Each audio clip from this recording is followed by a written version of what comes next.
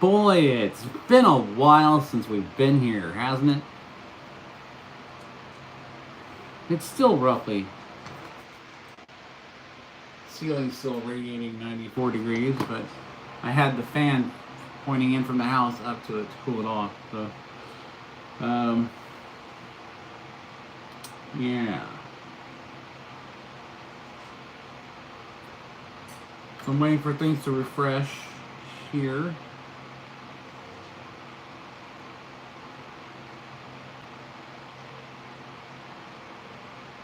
All right. So I'm here on the live. Now I am on the same delay as pretty much everyone when it comes to the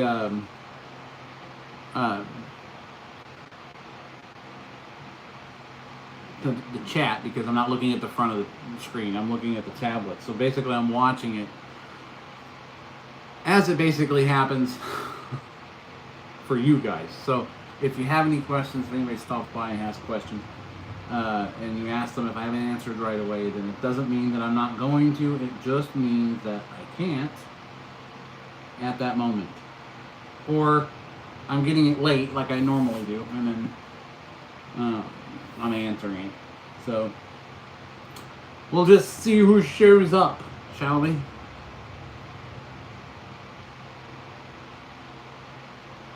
Because I can't. It obviously doesn't give me the good numbers either. It doesn't really show me how many people are on, because I'm not doing it through YouTube Studio, so it makes it a little bit more difficult. But we're here today to just have a chat and hang out, just like we used to before it became an oven out here. So yeah, there's that. I'm wondering if anyone got notified of the live. Still 94 in here, but not bad. Not too bad. So I got this nifty little device. If I need to cool off, I can just put it on, and turn it on, and it blows air like look like a cyborg, but it works. Yeah, look like I'm wearing headphones around my neck.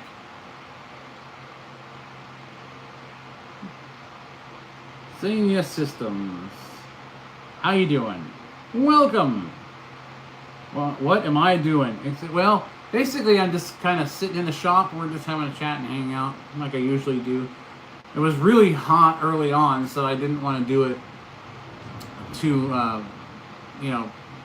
for a while. But now I'm kind of back into it, even though it's like the ceiling's still radiating 94 degrees out here in the shop. So, this little thing is funny because it'll keep me cool.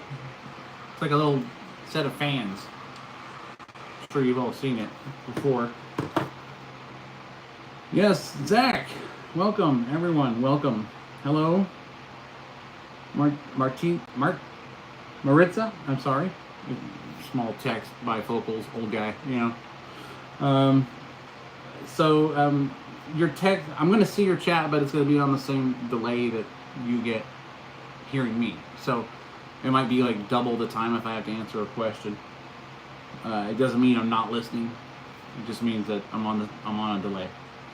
Because I'm not actually looking right at the front of the screen where I'm seeing it come through live, because I'm using the backside of the phone camera because it's a higher resolution and it makes things easier.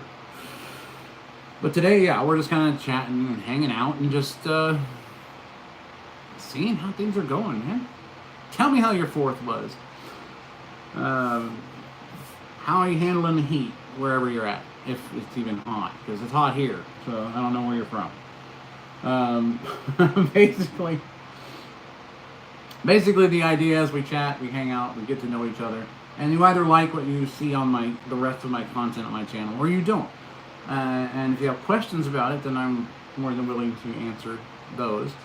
And if it's just not your bag, it's just not your bag. If you just want to chat and hang out, you chat and hang out. It's like it's like going to confession, almost. Except I don't think I could ever really give you any real absolution or decent advice. So it's just, you know,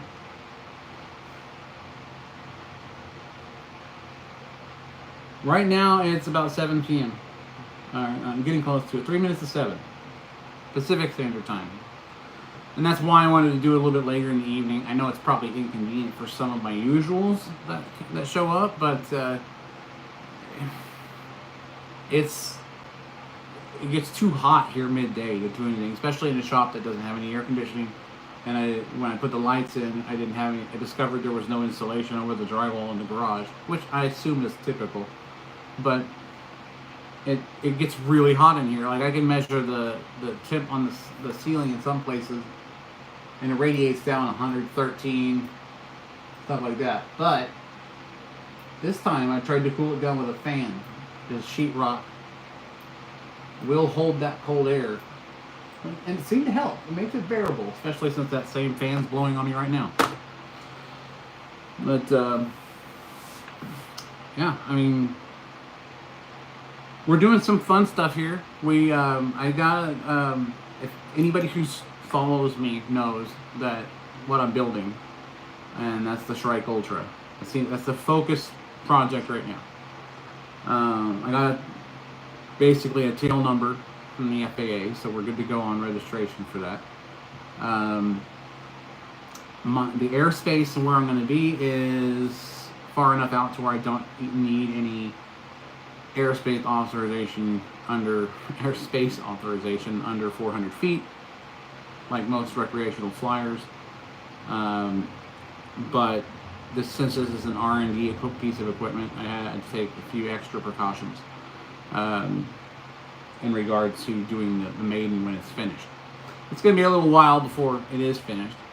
I think I'll be able to take off during the cooler months, which would be good, because the initial project is going to be running off of lithium polymer packs, and it's going to make some significant motor heat. So the cooling system I have designed for it, it's sort of a rudimentary one now. It's just sort of aluminum heat sinks that I milled out, and basically they work well. It's just that in the future they're going to be refrigerated heat sinks using Peltier circuit technology, which will help mitigate the heat of the motor and not transfer it to the fan, because this entire drone is 3D printed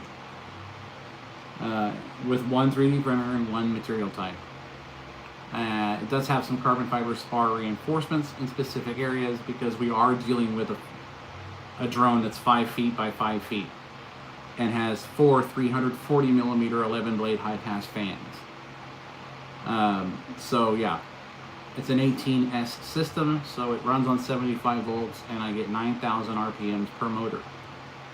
So if you look back at any of the playlists regarding the Shrike Ultra SAROP drone playlist, the reason why it says SAROP is because I'm developing it hopefully for a search and rescue platform type of drone. This is just going to be a flight worthiness kind of maiden, and I had to make it kind of flashy, so you'll see lights, blue lights in some of the test videos, which makes it, great for content, right? Ultimately, the system is going to be able to do what some drones are doing now, but more efficiently, a lot faster, and it's a lot more nimble because of the gimbal. Let's just put it that way. The engine's gimbal. So this first maiden is going to be a flight worthiness test. This is a very, very large project. It's taking me roughly 28 kilograms of PETG to print, and it's going to have several hundred pounds of thrust for a drone. So my brother wants me to actually pick him up with it, so that's going to be in one of the videos. After I test the flight worthiness, he's signing a waiver, because if shit goes wrong, I'm just, I'm not going to be responsible. I mean, he's my brother. It's not like he could sue myself for wrongful death or something like that if something happens to him. But he wants me flying with it. So I'm like, okay, I can do that, but it won't be very far off the ground because I'm not going to take you up to 400 feet, just in case something goes wrong. So I'll get him off the ground 10, 15 feet, see how everything goes. And if everything goes smoothly, we'll go a little bit higher. But he wants to fly on it, so I needed someone to do it, and he's the perfect weight for it. So we're going to fly him on it. And he does have life insurance, so and it goes to me. So I'm not sure if he wants me to pilot the thing or not. That's a joke, but hey, what are you gonna do, right? He wants to fly it. I told him, I said I didn't want to do that. I wanted to use a test dummy, and I'm like, well, if you really want to be on this thing, you're dummy enough. So yeah, test away. So he'll have a parachute harness on, and it'll be hitched to the drone. Hitched. It sounds so professional. D-clamps, so on and so forth. Reinforcements to the frame will be made to accommodate the weight. And then I'll lift him. But this is going to be well after a maiden and flight worthiness test of the actual platform. But when it comes down to these chats, I try to keep people informed on what's going on. But at the same time, I just want to have an open chat. You guys can talk about what you want to talk about. Obviously, as long as it's respectful towards others. And we get to know each other, and then you get to understand the channel, and you get to see if that's the kind of thing you're interested in. Or if you're just here to talk, because you want to talk. That's the whole idea. So, go! No, I don't. I'm just waiting for people to show up. I don't even know how many people are watching, because like on my side it says like a couple, but the numbers are never right.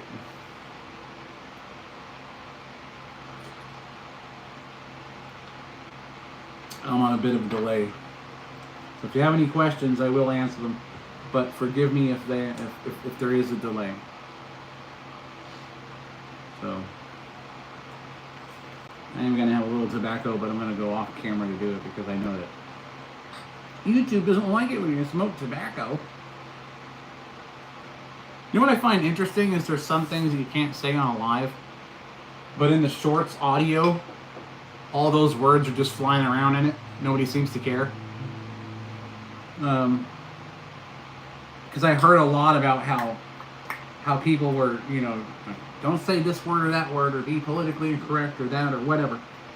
And then people are putting out shorts that are using the exact same language that they're forbidding people to use on their lives. I guess it makes sense, but at the same time it doesn't. But hey, whatever. It's not my YouTube. I mean, it is my YouTube channel, but YouTube isn't mine. Not yet. We shall get there.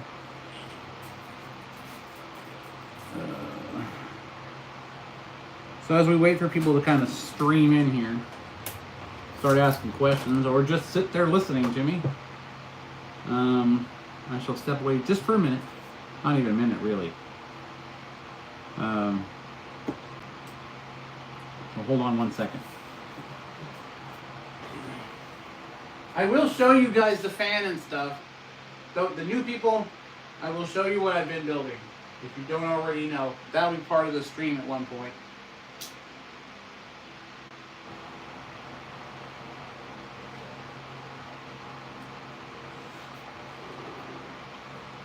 Okay. So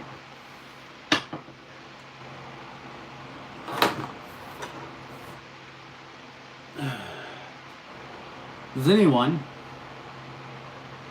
of you, all three of you, do you have any questions? Do you want to chat? Do you just want to talk? What's going on in the world? It's crazy, ain't it? All kinds of weird stuff happening.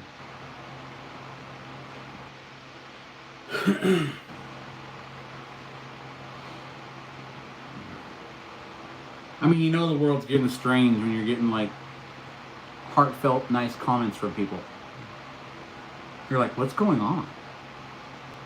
Did they boot up CERN again? Am I in an alternate dimension? Like, I literally had an argument with a feminist on Instagram. Then I told her my point and she apologized. And I was like, I'm serious. I need to get a badge made up like they do when you're going into space. That, you know, that kind of thing. Because a feminist apologized to me. I mean, come on. Somebody get a trophy started here. This is an accomplishment.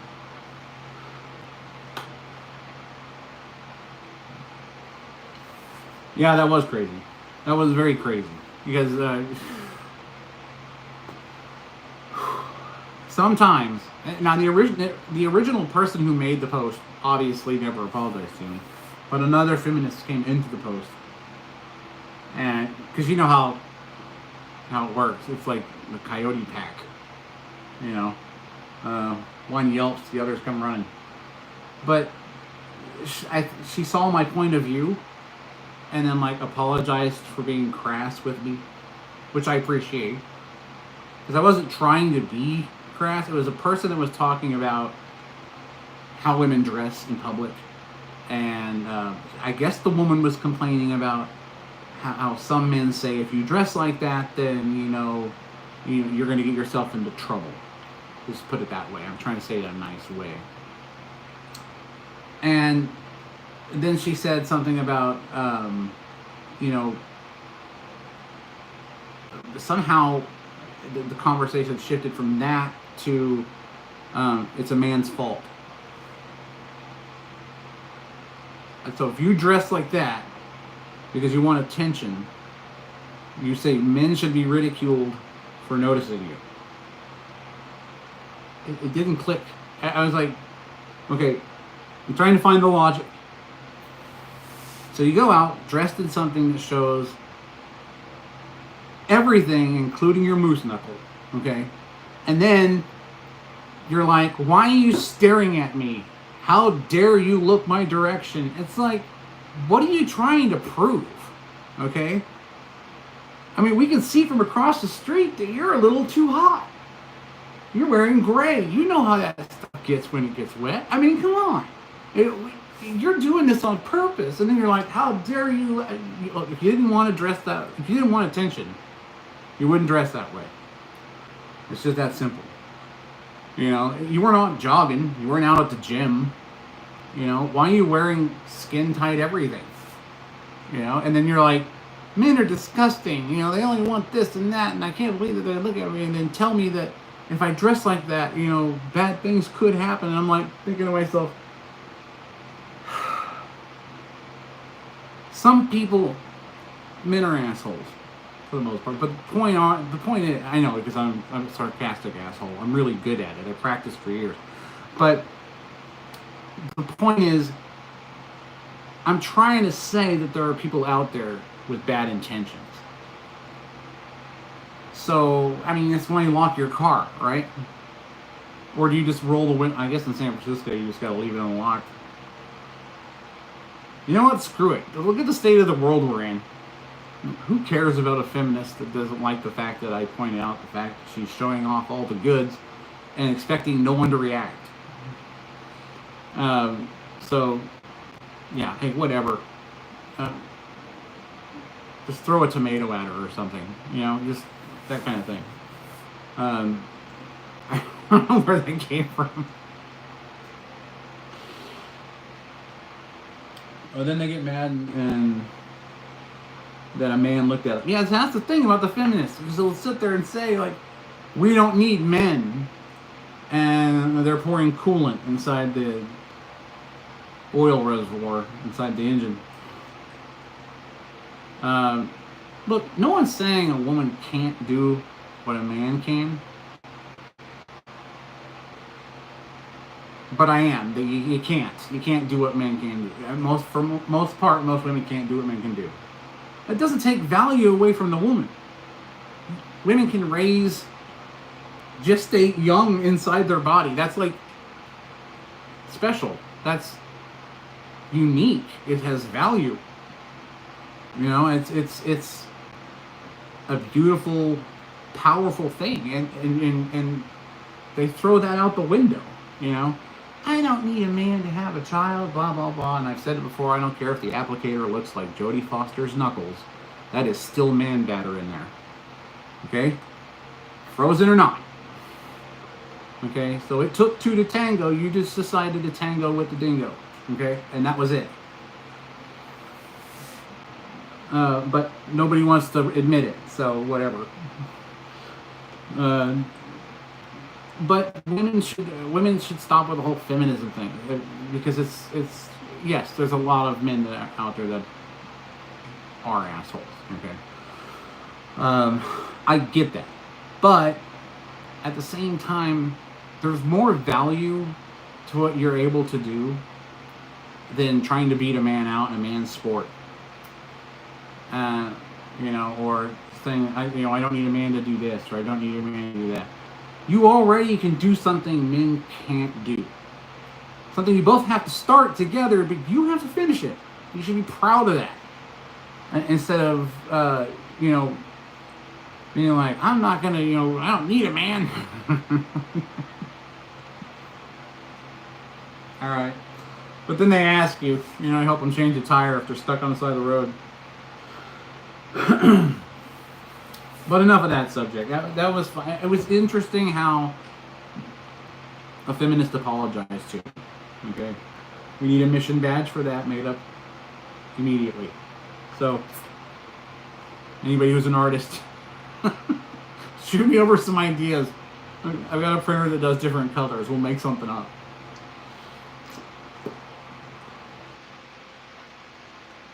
Oh, it's warm out here. But that's okay. I'm out here, I get to talk to all you fine people. All three of you. How many people watch? Can't tell because it doesn't show me on this.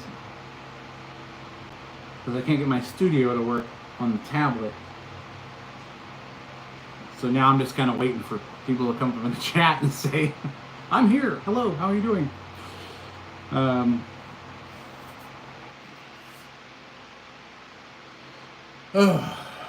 Yeah.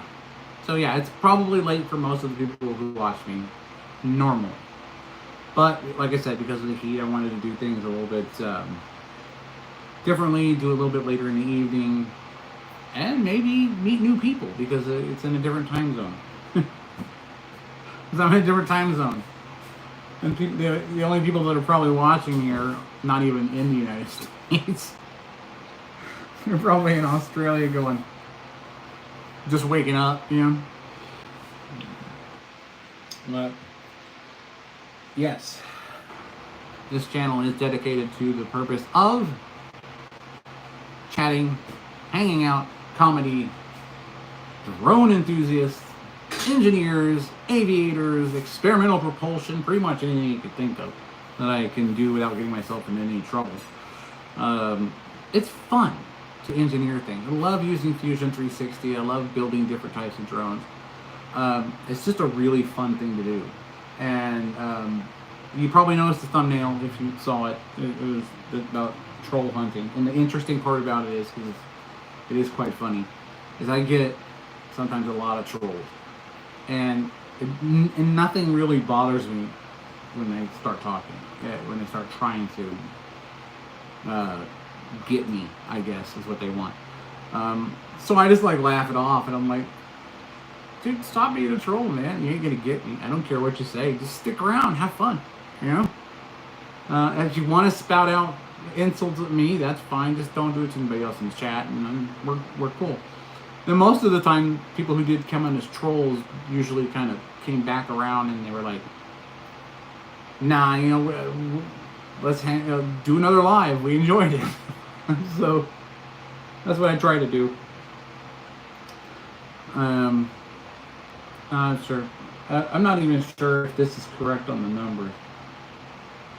My dear moderator, could you tell me the numbers? I'm not seeing correct ones. It's obvious it's a little stark in here. Not a lot of chats going on. I told you I needed order of cleavage. But yeah, I'll just sit here. People don't want to start asking questions.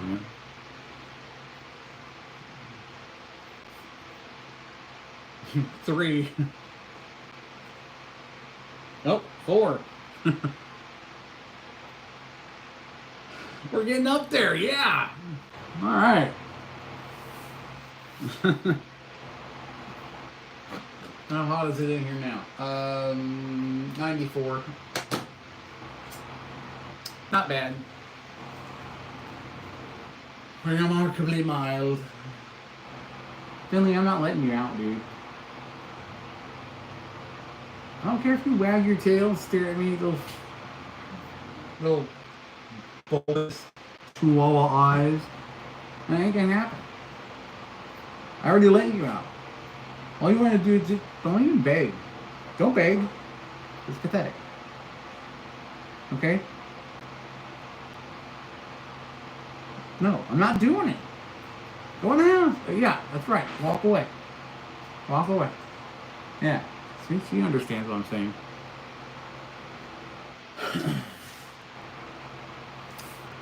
So come on, people, how y'all doing? I know it's been a while since I've done a live, and I'm probably going to have to start doing it a little bit earlier no matter how warm it gets in here. Just because I don't think anyone who normally watches me is awake right now. They're probably all in bed getting notifications on their phone. And they'll be like, why the hell is he live right now?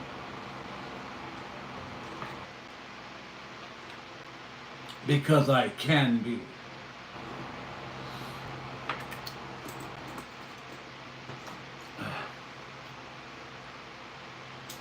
Oh, you stupid fan. Okay, one moment. Stare at the big turbo fan on the table. Can you see it? Hold on. Let's see if we can see it. Can you see it? Oh, a little bit more. There it is. Oh. There we go. Okay. I'll show that to you guys in a minute.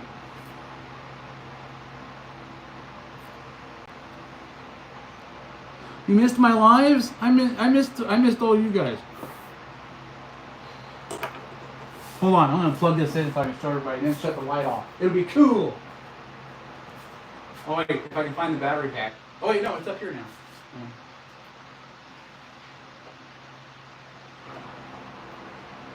All right, that's on. That's on. That's on. Yeah. Oh yeah. I'll spin it up too.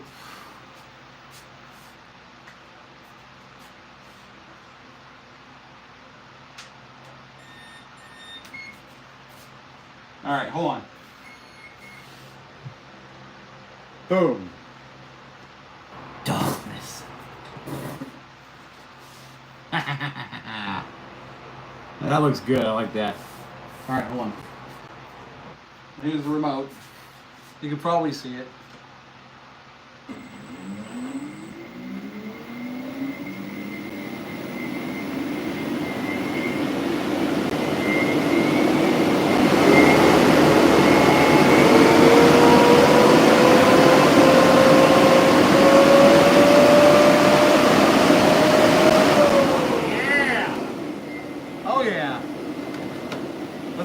Look at that, right? Hold on, I gotta plug the power.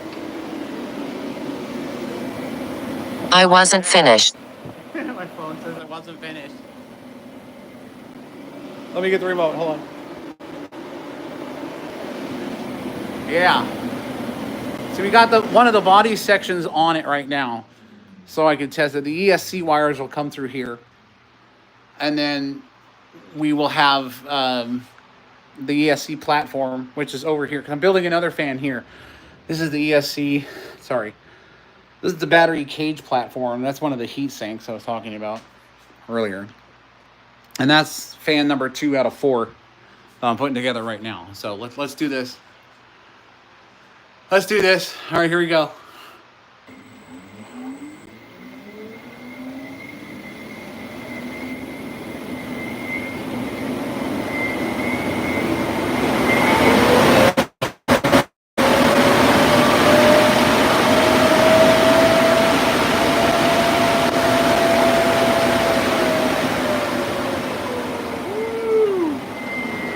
want to go underneath and take a look?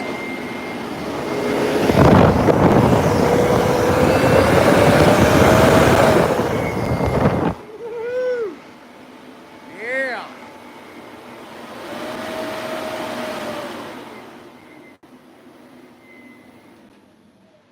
That's what I'm talking about. That's what I'm talking about. Look at that. And that's 1/4 of the drone. This will be the front over here. This is 1/4. We're gonna have 4 of these massive 340 millimeter engines, and it's gonna be just. It's running at 9,000 RPMs. This is the 48 volt test stand for structural integrity. I gotta charge those batteries. I think they're going dead. How many volts I got? 46. Yeah, we're gonna cut that off because I don't want to go below like 45. So hold on. I'm gonna set the phone back up. But I just wanted you guys to see this thing. And for anyone stopping by again, I'm gonna go ahead and show you. I'm gonna spin it up again. We're at 46 volts. I don't want to push it too far. But at 18S, we're gonna look at 9,000 RPMs on this thing. Right now we're pushing about 5,000 for the structural test.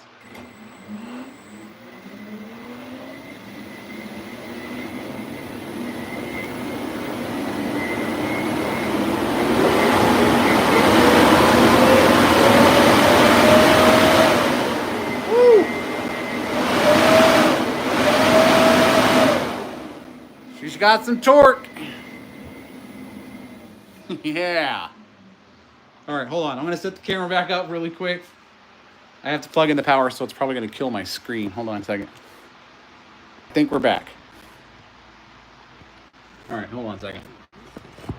Let me get things situated here, and then we'll get things rolled back over to me. So the idea behind this, obviously, is to make a really big freaking drone, right? So pull that. Unplug the ESC. Unplug this. Receiver. And turn off the radio. Then we can go back to me. You're like, no, don't. So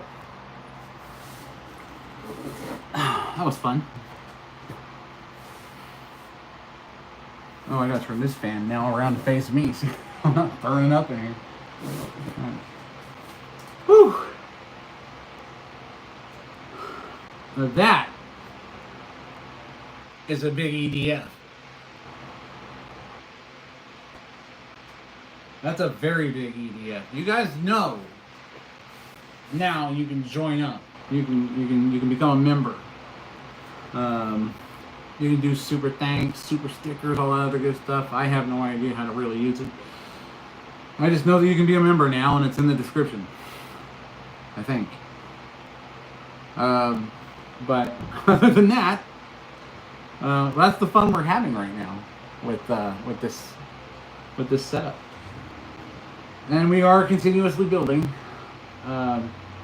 We meaning me. And you know, we're just basically getting more PETG in and getting everything printed. The entire thing is basically 3D printed, with the exception of the heat sinks, which are still done in Fusion 360 but cut on the empty CNC behind me. As a matter of fact, I'm getting ready to cut out a third heat sink for the third engine while I'm building the second engine. You know what I noticed? I wanted one of those. Have you seen the Carvera Air? That is like a desktop milling machine that would be perfect for some of the stuff I'm doing. Especially the planetary gear system that I designed. That thing, I could not get to function properly at all, even with nylon 6. And so I had to kind of decide, you know, I'm going to have to basically mill this out. Tried to have it 3D printed through a company, but their offsets were so, you know, far off that then I couldn't get the gears to mesh. So I'm probably going to just machine it because the Carvera Air is really cool and has that fourth axis. So I should be able to machine the entire thing out of aluminum, which is going to last a lot longer. Plus, it'll still maintain the size that I originally had for the gear ratio system and the locking gear system, since it's sort of a clamshell outer ring gear. So I think that'll work perfectly as a machine part. And that Carvera Air, I would really love to get my hands on one of those. So I'm gonna save up for that. I hadn't decided between getting like the H2D from Bamboo Lab, but I'm starting to think, well, I'm getting to the point where I'm gonna have to eventually start milling the blades in the hub, the main shaft on the engine, and a couple other pieces, instead of just 3D printing them. Even though the 3D print is doing really, really well, I still want to eventually to have an alloy system. As far as, and the rest can be 3D printed, the outer casing, the ductwork, body parts, but reinforcement parts that I want for structural integrity, or the spinning parts, the blades, the shafts, all that other stuff. I really would like that to be in an aluminum, like a T7075, somewhere around there. So I plan on milling it that way. I basically plan on milling all the rotating parts that are pushed by the engine, and then we have a tapered roller bearing on the inside that keeps it the entire system vertical and stable as it's spinning. This is going to be controlled with a SpeedyV F405 wing. I think they have a new one out now. That's kind of cool. I'm going to be doing that. There is no power distribution board that I know of. You can buy, and at least the hobbyist realm that I've found, that will support 600 amps at 75 volts. So I had to make my own. So I have my own power distribution system, and all the ESCs have to do is basically, hook ground and signal wire up to each one of the engine ports on the SpeedyV, and then you run a common. And since the actual flight controller is run by its own 850 milliamp battery, and the battery itself doesn't go directly to the power distribution board on the SpeedyV. Everything has to be done a specific way. So you have to have a common ground from the main system that runs the motors up to the SpeedyV to the ground on the power distribution board, and then of course you have to add, power it with the 850 milliamp battery, and the whole ground needs to be all one common ground, because that'll get rid of any noise. And we don't want noise, electrical noise, because we have to. This is a very delicate PID loop that you have to tune for this, and drone this size that are running EDFs. So it's the one thing you don't want when you're having to adjust the gyro frequency and things like that is you don't want electrical noise. So having a common ground is very important to the whole system. It is all going to light up like you saw over there. The entire drone is going to be that way for the Maiden, and but even the body itself is going to have lighting in it. So once the other three body sections are done and I get everything together, then we're going to add those lights in there. And I'll probably put a different effect on the body lights than I do the engine lights. But the way you saw it there is pretty much how the engines are going to be. So it's going to be interesting to see in the air. I think we're going to get a decent UFO sighting by a couple of people. So it should be fun. The only problem I can foresee is I don't have like a trailer for this, and I'm gonna have to put it on the car. This drone is not gonna fit in the car. It's just not. It's bigger than the car. So not lengthwise, but widthwise. And it's not going into the doors. There's just no way the drone's going in the car. So I'm gonna have to use my brother's car because it has a rack on the top, or strap it down to the roof of my Chrysler. well, what am I gonna do, right? I thought about getting a trailer for it, specifically for it, so it has all like extra battery supplies, things like that. And eventually, I'll get to that point. But I think that the fun part is going to be this maiden. But the hover test I'm doing in my backyard, because I still had to figure out the logistics of getting it from here to the main field where I can go up much higher.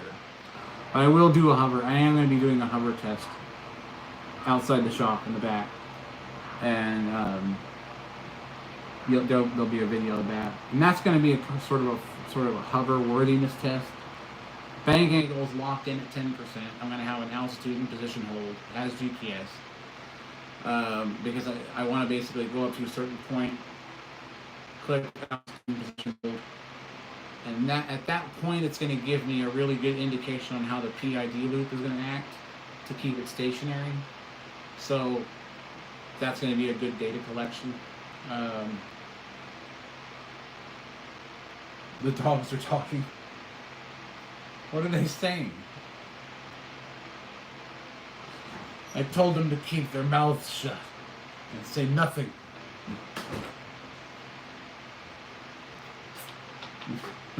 It's all right.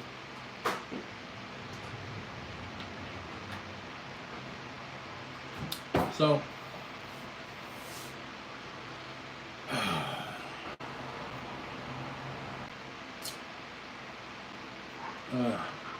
I wish people had questions.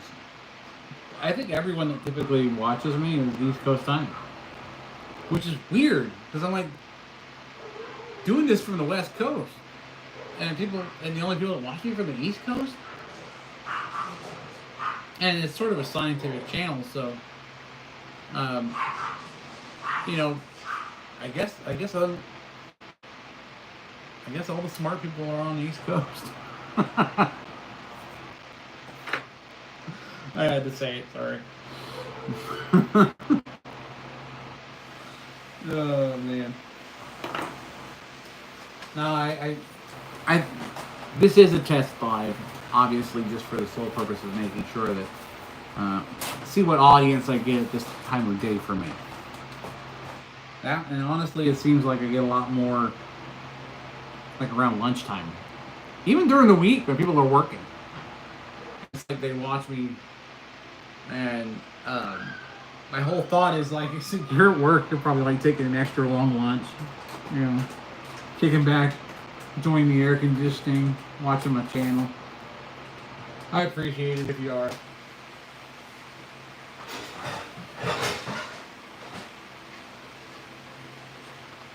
When? What'd you miss? Wait, I guess you won't know, huh? Hold on. Oh. People will show up eventually, I know it.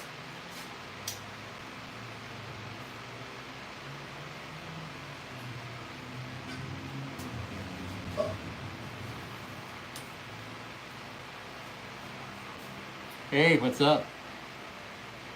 How y'all doing?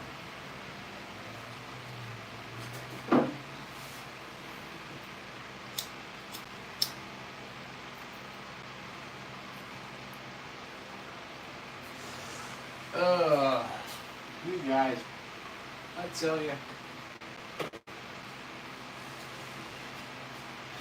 After we're done here, I gotta cut out that other heat sink.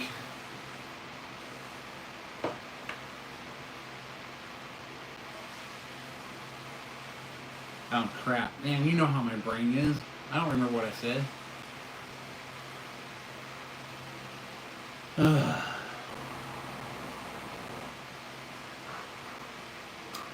Well, I'm guessing that for my normal crowd, 7 p.m. is just not the time to get started.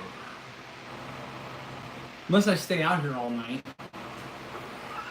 just stay out here all night and do the stream. That's what I'll do. I'll stay out here all night.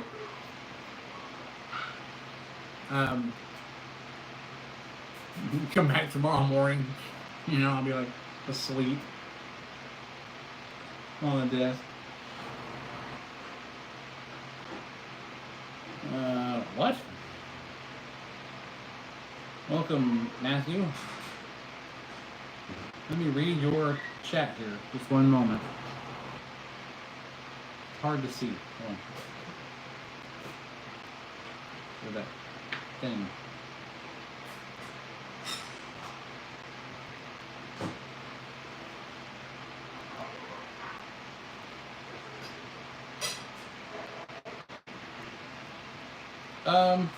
Okay, well, fair enough. I did say you could come in here and talk about whatever you wanted to.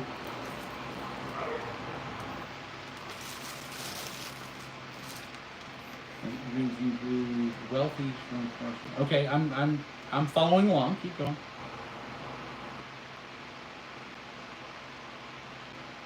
I'm getting a story told to me. This is awesome.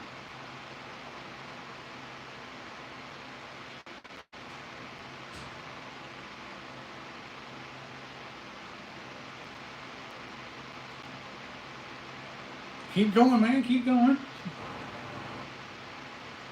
I swear if you leave it there.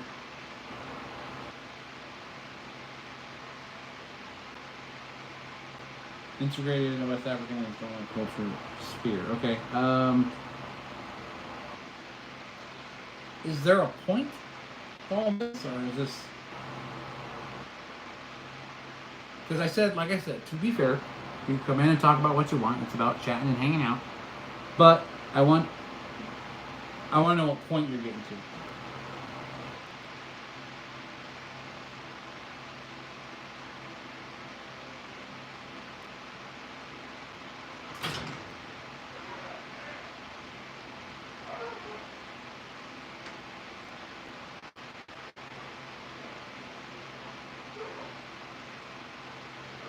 So the whole thing is a myth?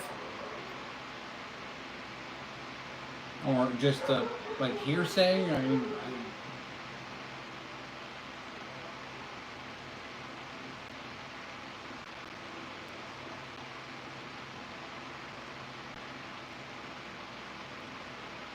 okay. I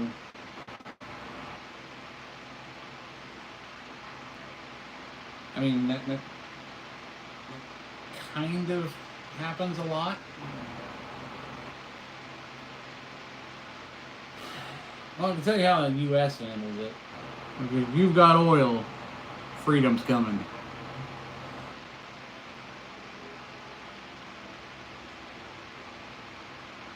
Well, agreed, Matthew. I agree. That's absolutely true.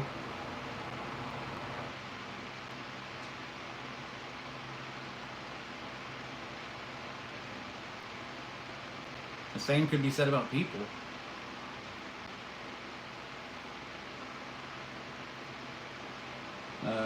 If you really break it down, you know.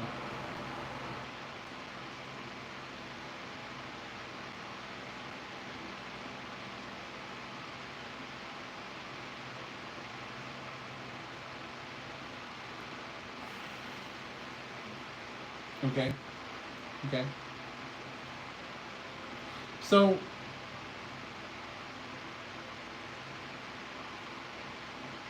what information do I take away from this?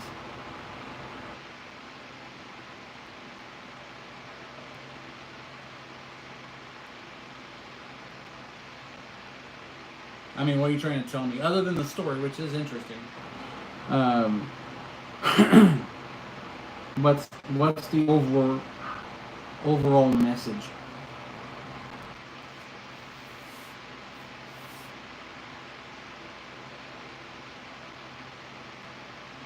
And yeah, I know you said it. Establishing yourselves among alien collected to form a nation. I get that part. But I'm wondering if there's more to it. If there's an...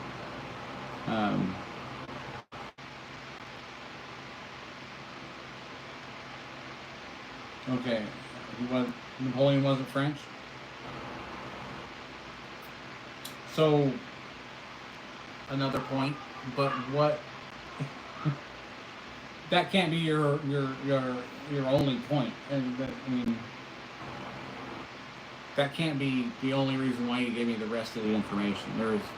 You're getting to the point, but you're not there yet.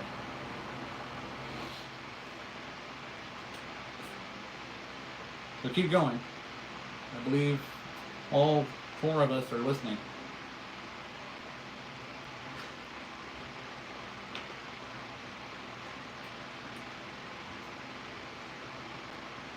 That's what I was just asking.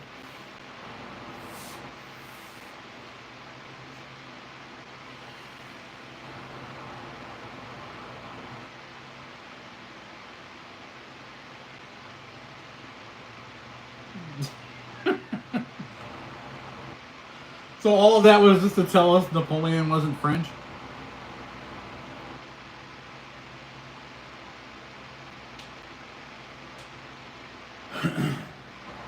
I don't care what Napoleon was. Oh, before Napoleon wasn't French.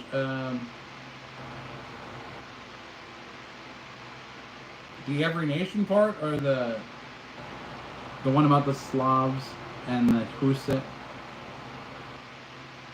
and the Prince of Baghdad? Is that the one you're talking about, or the one before that? I'm insanely curious now.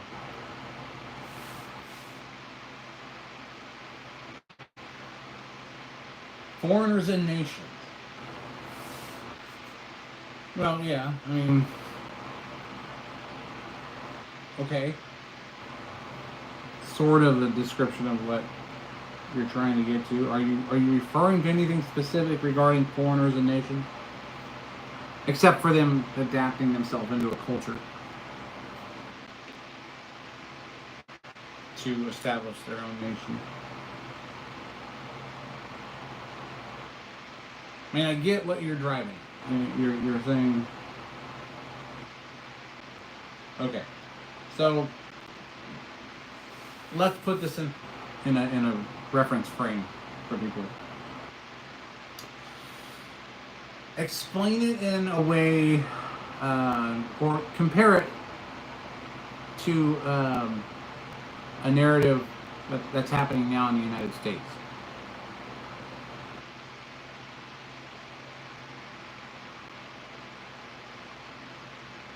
Okay, so collaborative effort, not about subjugation. So, in what situation, what country, what besides, unless you're talking about the ones you were talking about in Baghdad, or the Prince of Baghdad, so on and so forth, are you? What are you? Who's subjugating who? Just out of curiosity.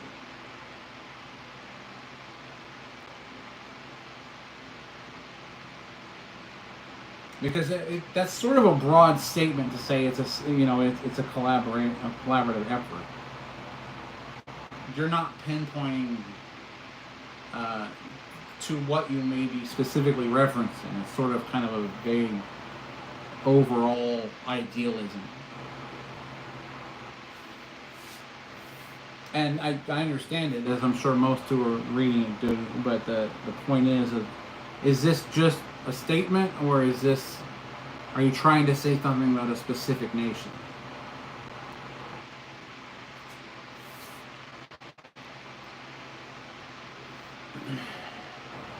I can guess,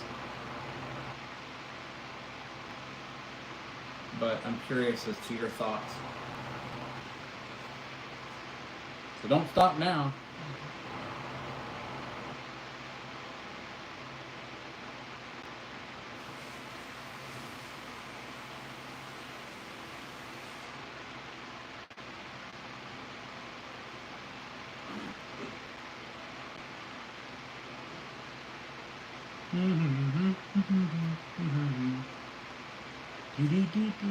Oh, here we go. Now that I'm just now getting your comment, so that way you know what the delay is.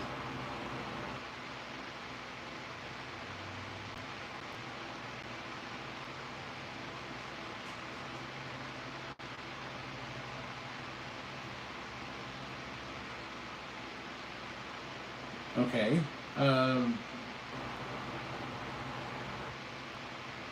Yeah, I mean, I see what you're driving at, but I mean, put it in put it in a perspective of from the American viewpoint. I think it'll help clarify it for some.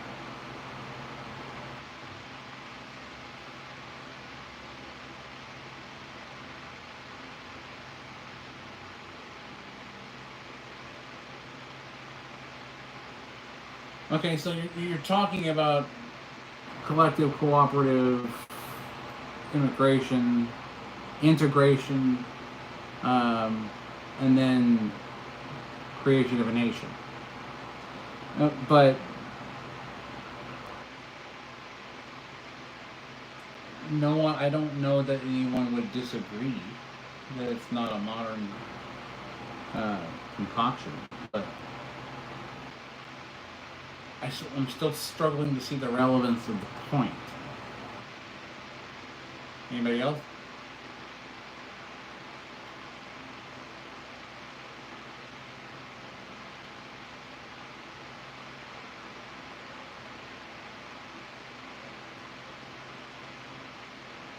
Ah, nationalism. Okay.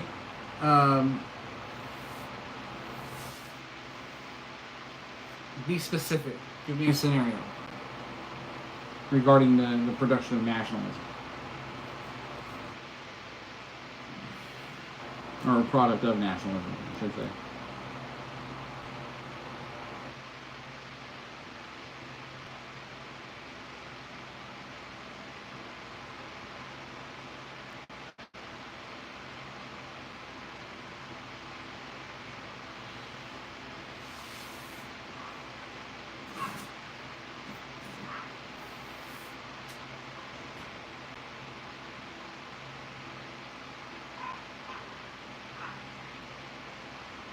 Okay. Who's they?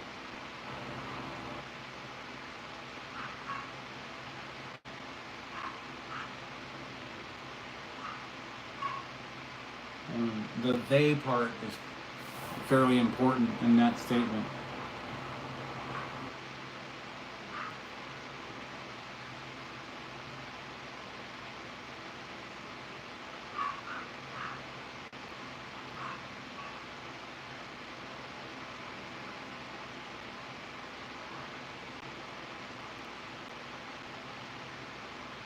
Hold on, I'm trying to. Text is kind of small. The language. Okay, I see what you're saying.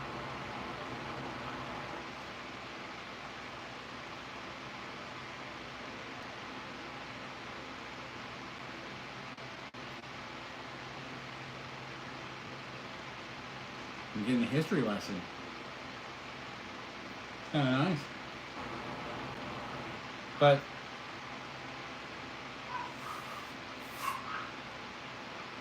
comprends un peu le français.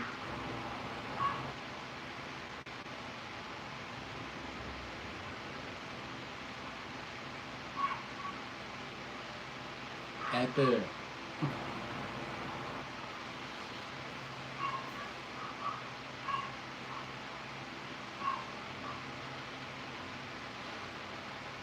Well, that's interesting to know. I feel like I'm in social studies again. Well, here come the dogs. They look mad.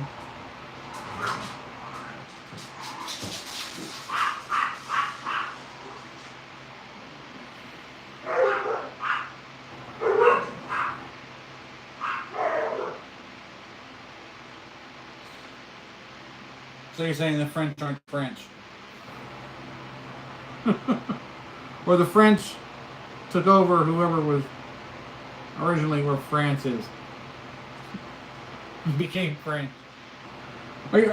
Was this just a big roundabout way of saying that somebody conquered the original inhabitants of France?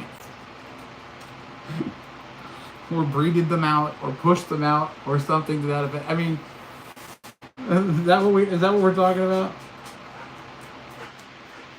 Spain is similar, yeah. And a friend that was just in Spain. He was there for, student exchange program. Went to Valencia, which was interesting because Valencia was my great-grandfather's last name. So I have ancestors from Spain. Hold on, I gotta let the husky out before he has a heart attack. Hold on, Colt. Come here. Where are you going out?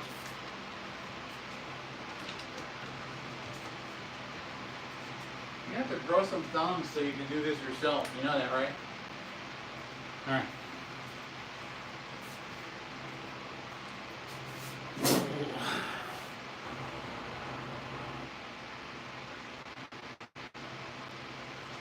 Yeah, their architecture is beautiful. I agree with.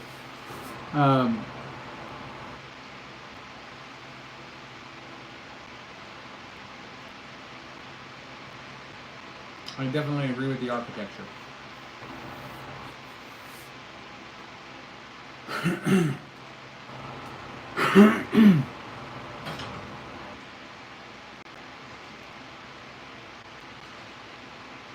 So, Matthew, where are you from? If you don't mind me asking, are you currently being subjugated?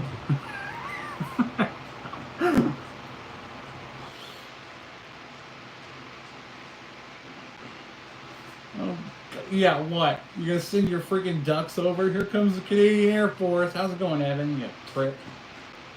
Haven't seen you in a while.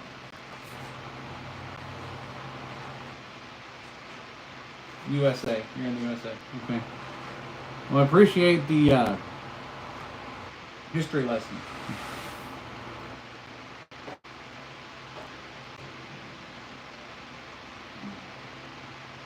Evan has returned. Yes. I'm surprised he's up. To be honest with you. You probably saw that I had a live going on and went, he's not dead! Let's go troll!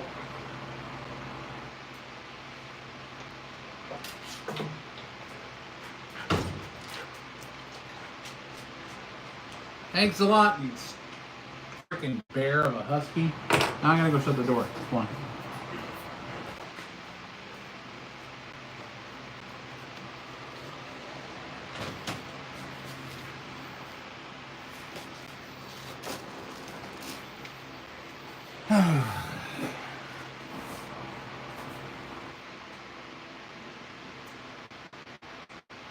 Evan, not even gonna ask where I've been. Not even the slightest bit concerned. But it's nice to see a familiar face. Or familiar name.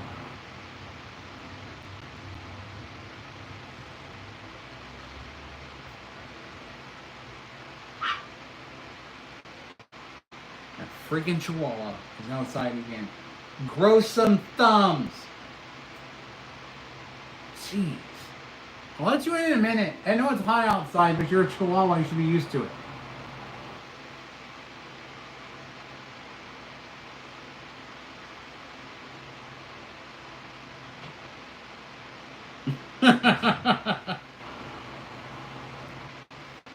My wife always makes me good meals.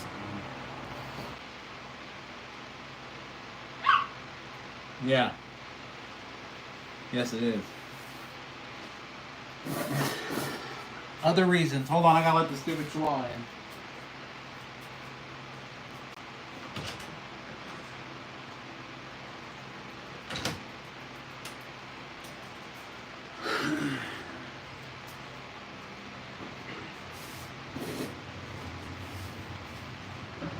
I'm always content.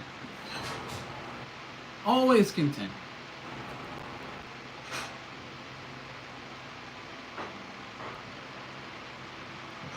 Let me tell you how content I am.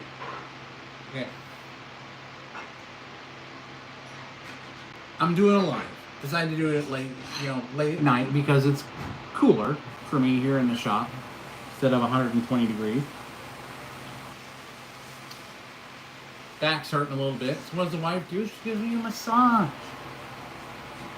And then comes out makes me dinner. Actually, this was like before that. She made me lunch, and oh, we had BLTs yesterday too. So good. And so she makes me lunch, then she makes me dinner right before I go on the live. After rubbing my back, like, yeah, I'm content. It's the stuff that happens between those scenarios that I'm not going to talk about, which make me even more content.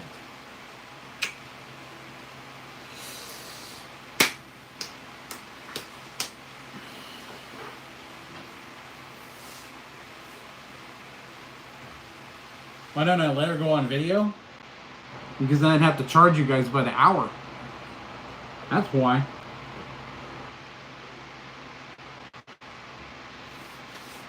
Why?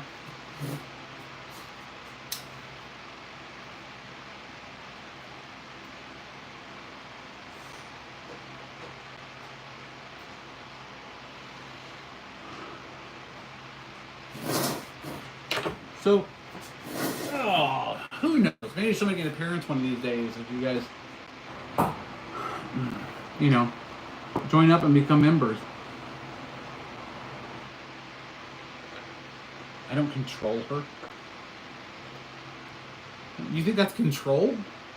A wife wanting to give her husband a massage, wanting to make him lunch, wanting to make him dinner, wanting to make him happy? You know what I'm saying? I don't have to ask for any of this stuff.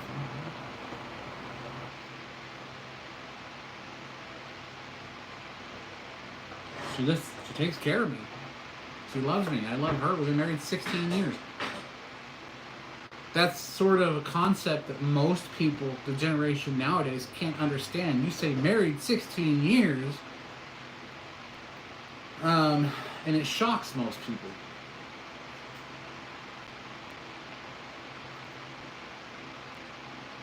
She doesn't like to be on video. That's the whole thing. It's not that I'm not letting her. She just doesn't want to be on video.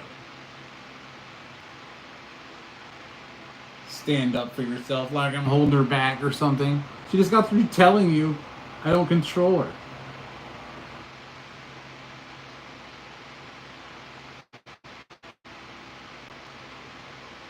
Yeah. Like I said, she doesn't want to be on camera.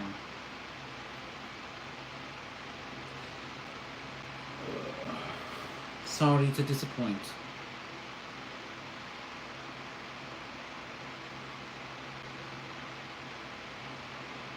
Nope.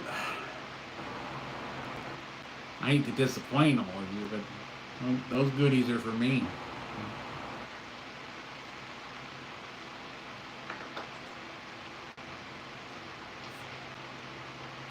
Evan, shut up.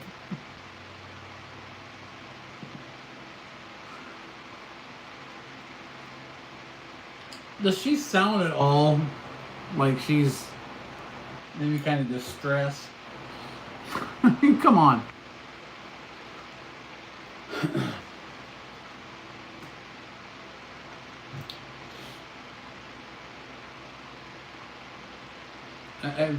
You know, it's interesting. People like to say that.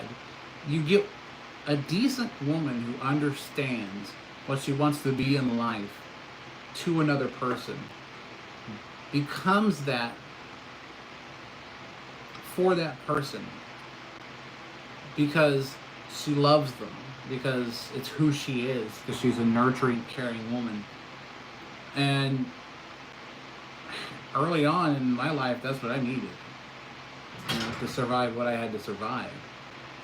And everyone seems to think that they're just like, you know, being oppressed or some stupid shit like that.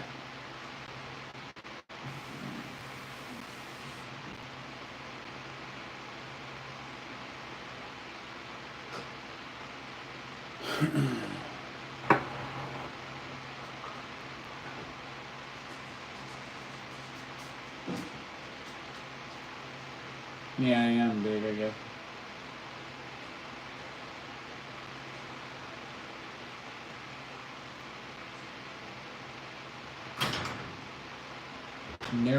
She's my wife. Not my girlfriend. Are you not following along again, Evan? I know, I was about to say the same thing. Head slap moment. I love when people come in here and they automatically have a delusional, like, life story for me and my wife.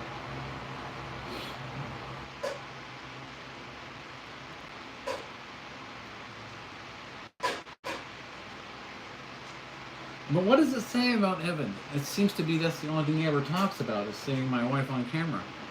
Wants to see the wife on camera. Wants to see the wife. That's the kind of thing, like, if we were in public, like if you were close by and you kept harassing my wife like that, I think you know what would happen. I don't even have to say it. You know?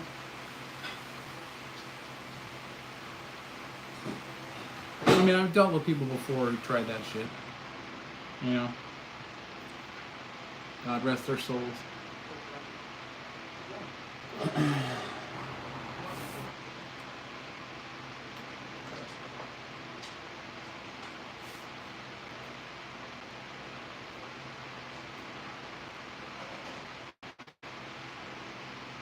No, it does. You know, he doesn't irritate me at all. I think it's funny. He's talking about me narrating your life while he's narrating an entirely fictional thought process right now. The irony is overwhelmingly astounding.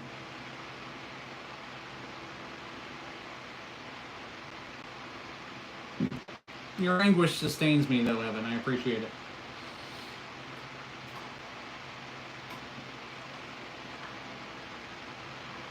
It is. It is very ironic.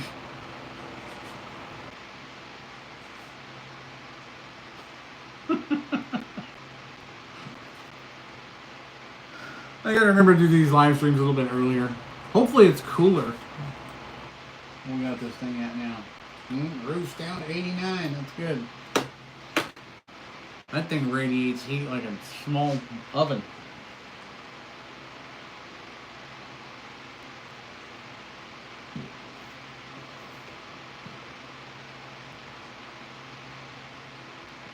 Evan, did you give up already?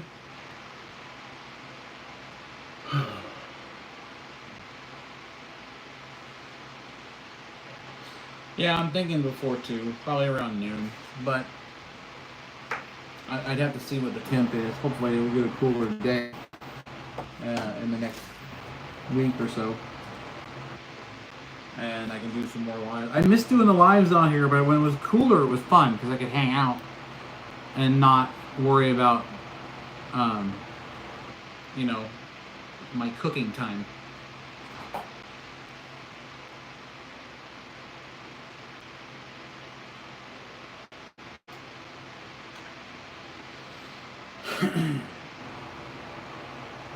That and also my viewers, according to the demographics, are typically on around, which is weird.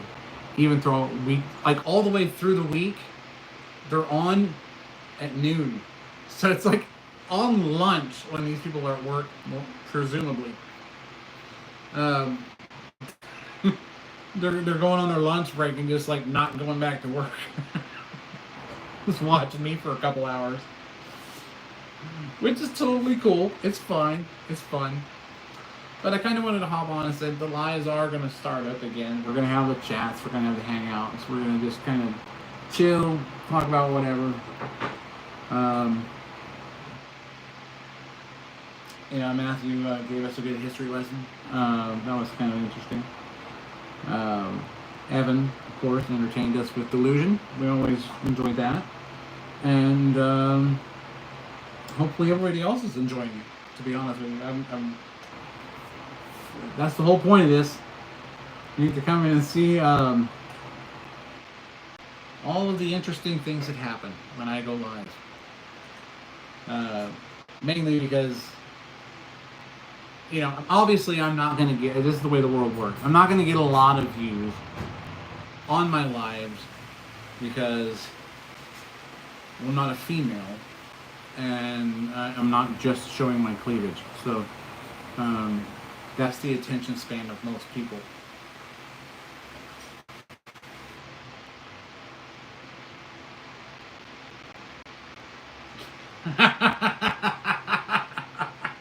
Evan. You know what? Honey, I want a car bed.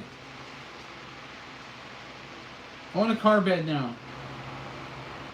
Just so we can do a video of you tucking me into it for Evan. I make experimental drone. Welcome to the chat, Jeff. I'm on the same delay as you guys are because of the way I have this set up. So I'm not ignoring you if you're just hearing it. I build experimental propulsion systems. And if you look at some of my playlists, specifically the Shrike Ultra, which is the one that I'm focusing on now because I'm still printing it, takes a very long time, you'll kind of get an idea of what I'm building. There's a recent video I just put out actually that kind of explains it in depth.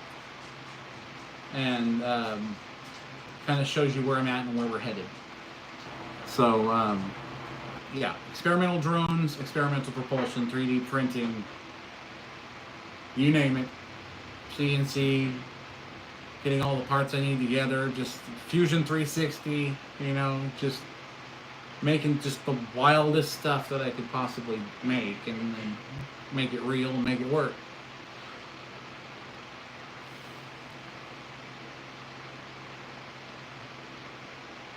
Wait, what was that just got taken out of here? What did he say?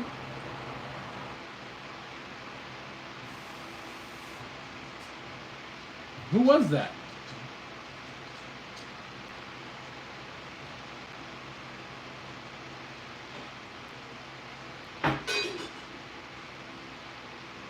He took it down himself. Who was it? Do you see a name?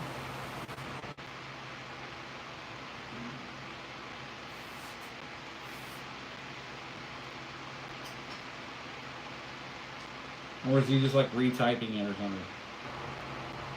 Peanut the Squirrel.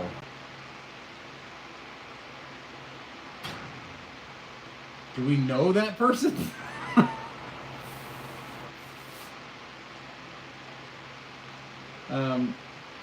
Yeah, I don't know what he said. It just kind of flashed up there for a second and then it was gone.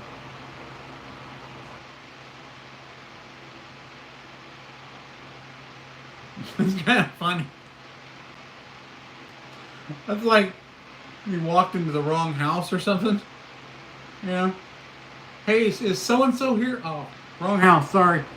Retracts the statement and walks off.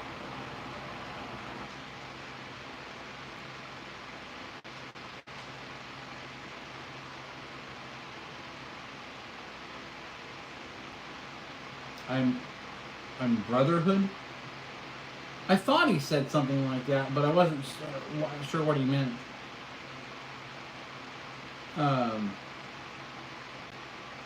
So yeah, I don't know what he meant by the Brotherhood, or a Brotherhood, or whatever.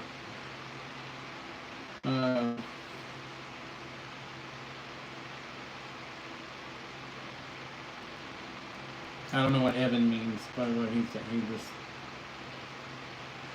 It's kind of like being at, and it's, you know, I'm doing a live, so you have to expect it. But it's kind of like being at a restaurant and somebody like trying to sit down and share your fries or something like that, and you don't even know them. They're just interjecting like random stuff into the flow of the conversation. Yeah.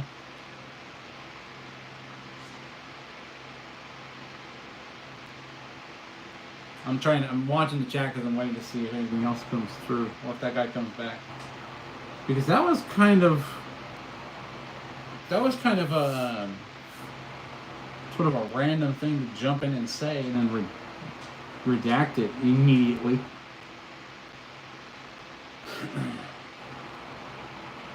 But you know, back to what Jeff was asking. You know, experimental propulsion drones, 3D printed. Mainly everything is based off of 3D printing until I get a CNC. Well, a 4-axis CNC, and trying to find one to suit my needs, as I was saying before, was sort of difficult. But I believe I've found one that's going to be suitable for the job, and it's not cheap, but it's also not really super expensive. So it's the Carvera Air, and I'm really anxious to try it to see if I can apply it to this project. Hell, maybe they'll send me one once they see what I'm building.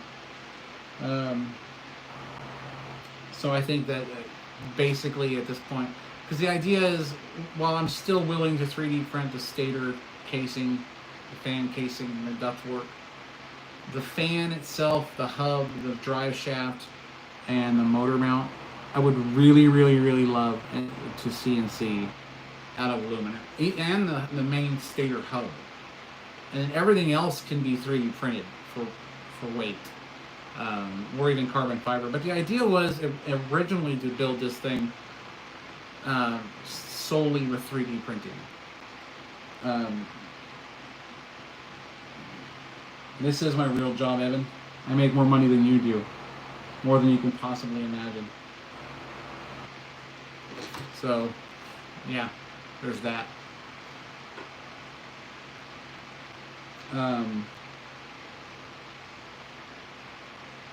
Now, I did already go through all the authorization steps. This aircraft does have a tail number. It is registered, obviously, with the FAA. I have my aerospace authorization already for my test flight. And my brother wants me to actually lift him with it. But I'm going to have to get a waiver set up for that to be legal. But I'm not going to do it on the Maiden. The Maiden is just going to be a flight worthiness test.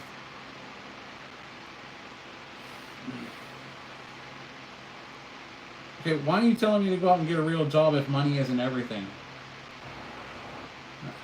You should change your screen name to contradictory.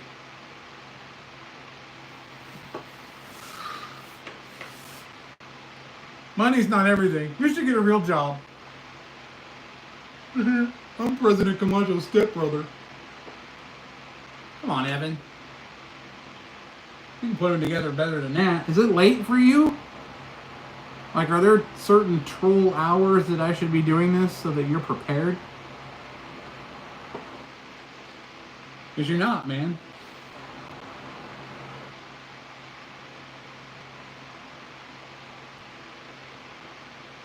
That makes no sense. You're spitting out nonsense again. Just random crap, right? Trees are green. Thanks, Evan. The sky's above us. Thanks, Evan.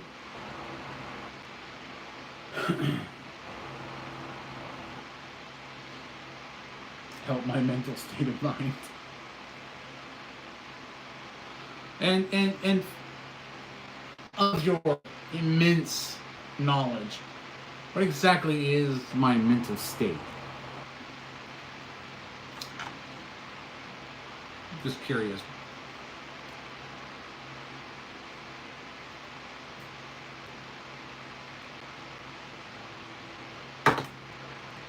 This is my job. It's like the most fun I've had my whole life. Besides war.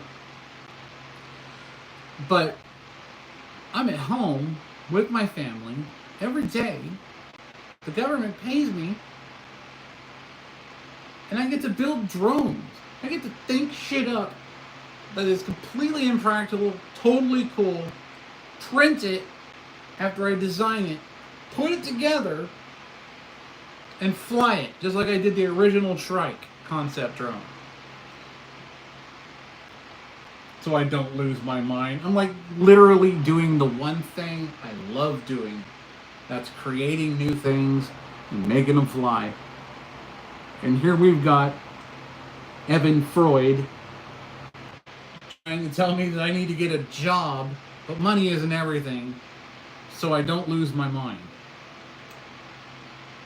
I get to design things, hang out with my family, play games, watch movies, build stuff that I make up and fly it, and he seems to think that I have a problem with the state of mind. It's like I won the damn lottery.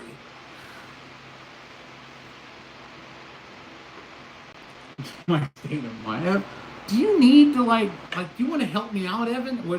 Is that what it is? Is like you want to like hang out, build something with me? Is that what you like to do? I don't know. It's either that or you're just thinking of random shit to say. I mean, what do you do, Evan?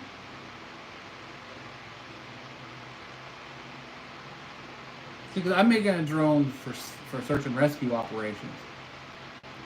For fun as well, but the primary mission is search and rescue.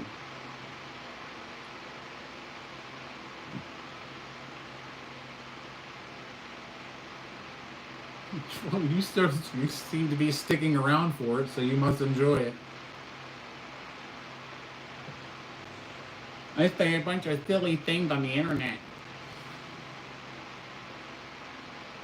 I'm sorry I'm not talking about your lost Magic the Gathering card. No, he's probably not even old enough to work. He probably doesn't have a job.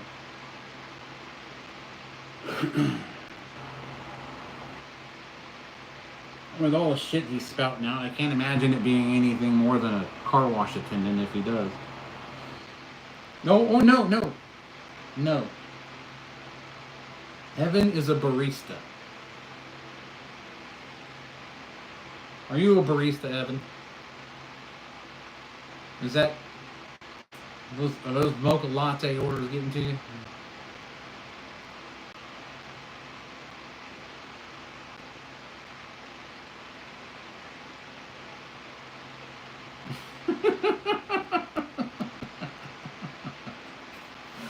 I'm gonna let my wife handle this. I'll be right back.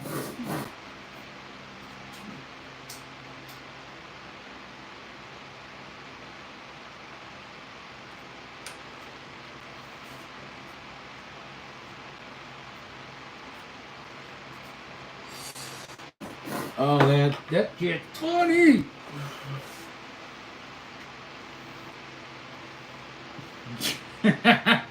She wouldn't tuck you in.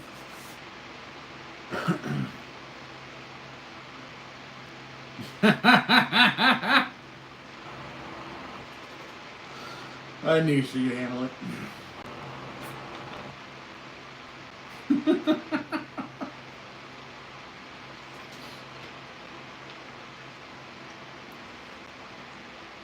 Yeah, that's right, Evan.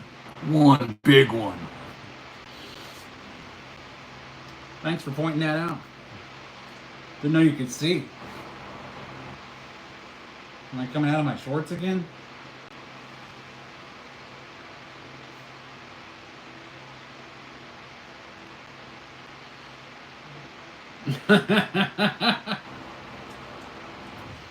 It's confirmed in the chat, and if the internet says it, it must be true.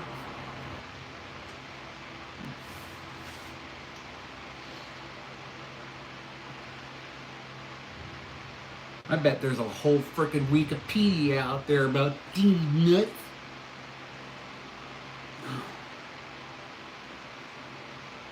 Why don't you go look it up, Evan?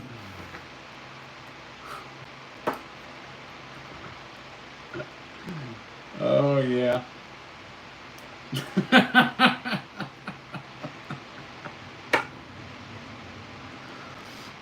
And trolls down to one-word responses. Be careful, he's in danger of becoming human again.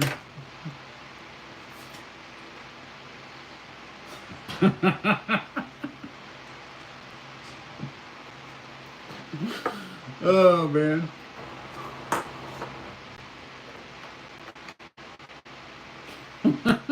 Dude, you're the one doing it.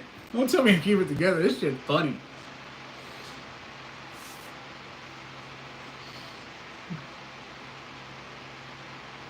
You looked at your foot and decided it would just fit firmly in your mouth, so you went for it.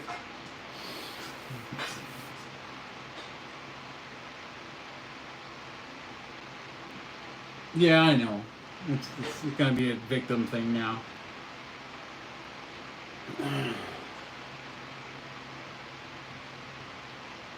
Hold on, let me see if I give a shit.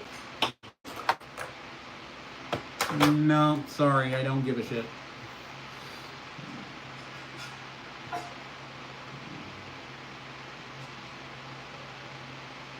I love seeing what he's going to say next, though.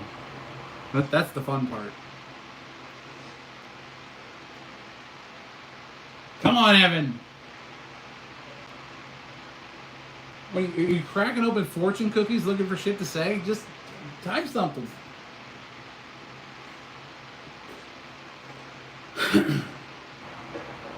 I'm waiting. I'm looking at the screen because I want to see what he says. Everyone she is thinking.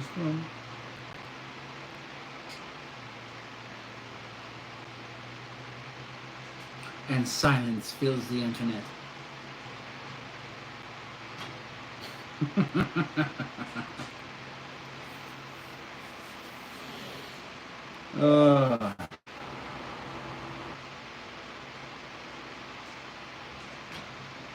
Yeah, I think he has to go recharge or something. He's hold on.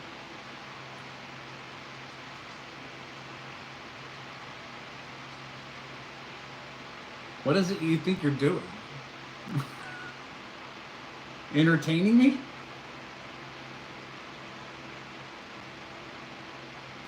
Oh no, honey. Can you entertain me?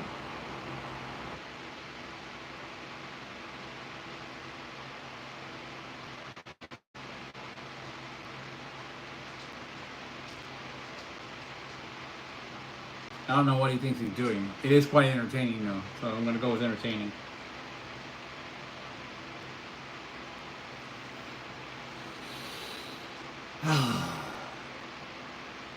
Your anguish sustains me, Evan. It so does.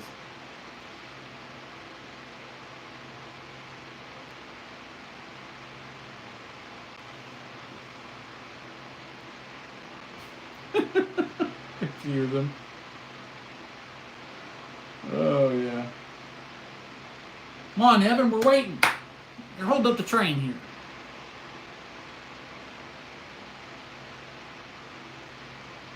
I want to see another one.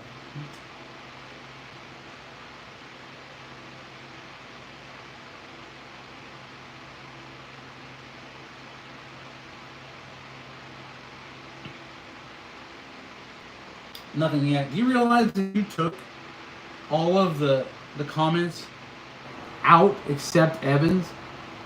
It would literally be like his inner monologue.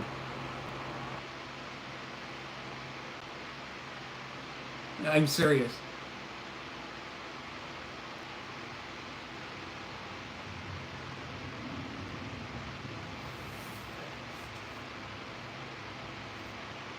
Still no response.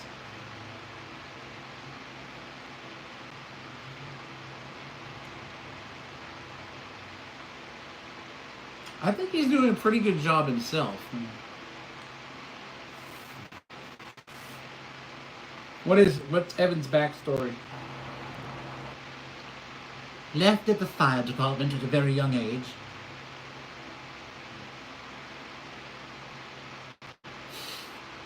That's how it starts, you know?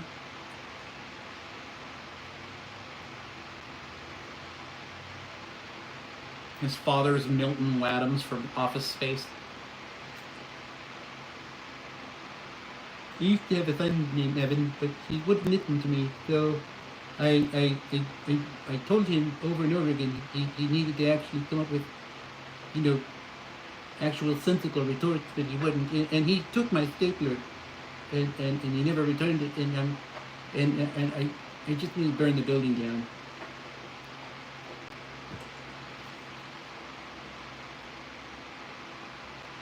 He broke my brain. He broke my brain, dear. Oh, God, Evan. You're too funny. You are. I think this is what we enjoyed about him always coming into the chats before.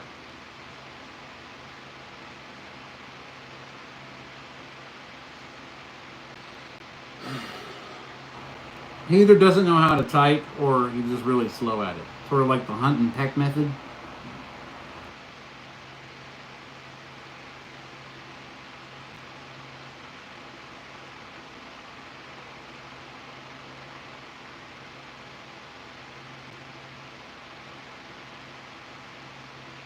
What's your point? Okay, everyone look at me. Evan says, look at him.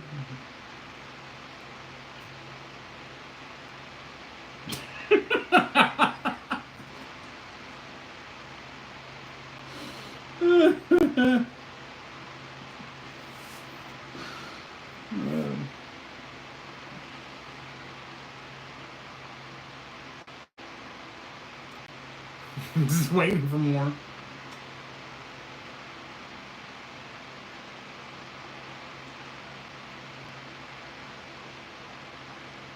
Come on, Evan. Type. Think. Type. Think. Type.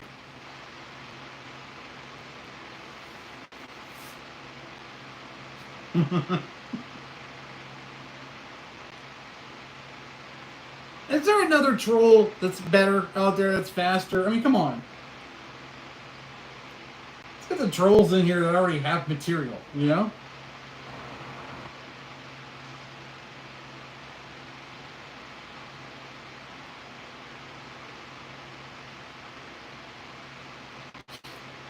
I don't think he's got anything else to say.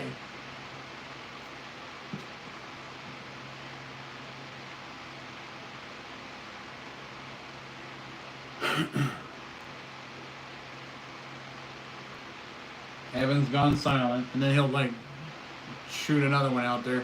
It's weird. Just random stuff.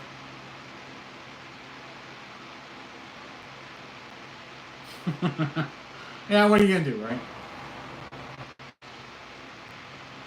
Oh, there we go. Now I'm obsessed with something, apparently. With what?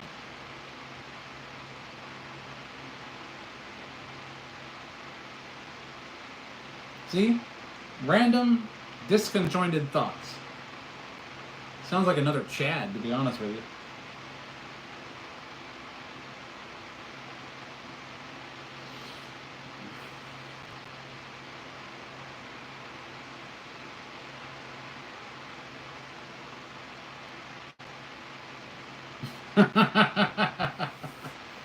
He does. He sounds like another Chad.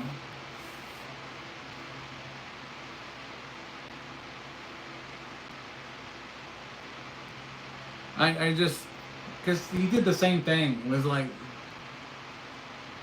oh, God, he would talk in Discord, and then it'd be like, he's trying to, like, I assume come up with ideas that he thinks that I'm going to implement in any of my designs. But none of what he said made any sense whatsoever, especially scientifically and or in the field of engineering. It was more disconjointed, like, you know, crap. So I did everything basically to, you know, I listened because, like, when I opened the Discord, it was to kind of talk about projects and stuff like that. But when people donate or do the buy me a coffee link or whatever, and then they go off the rails thinking that they now own part of what I'm doing, and then I'm not even going to get into the other crazy shit he said, but it was nuts. I was like, the one thing that I thought was funny was how he said he was going to sue me under maritime law.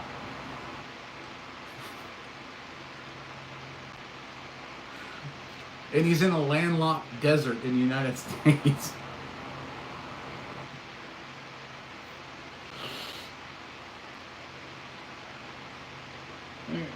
Evan obviously has a very, very poor perception of individuals to think that. But it was funny because when I had the Discord up and I had this person in there and he was talking, he started to kind of worry me because he was posting a lot of random stuff that, again, like Evan, was completely disconjointed and nonsensical. And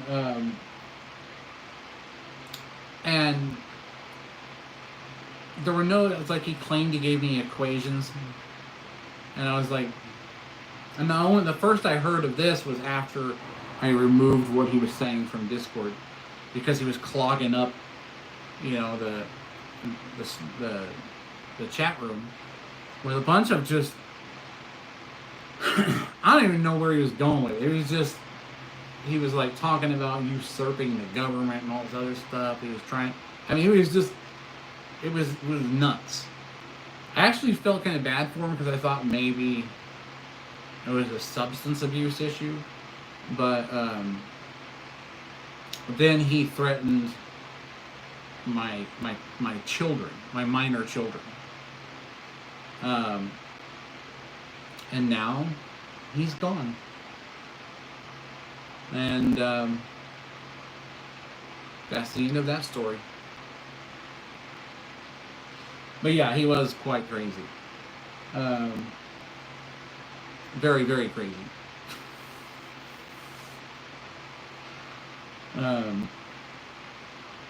Some people just have to find somebody else's coattails to make it through life, and it's like, if you ain't strong enough to do it by yourself, then you're going down with the ship.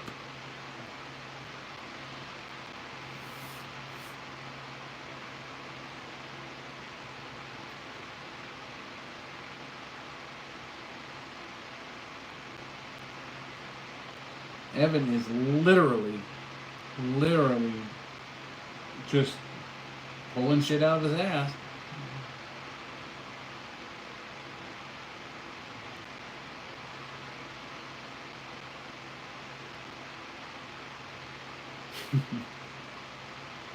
He's new to the trolling game.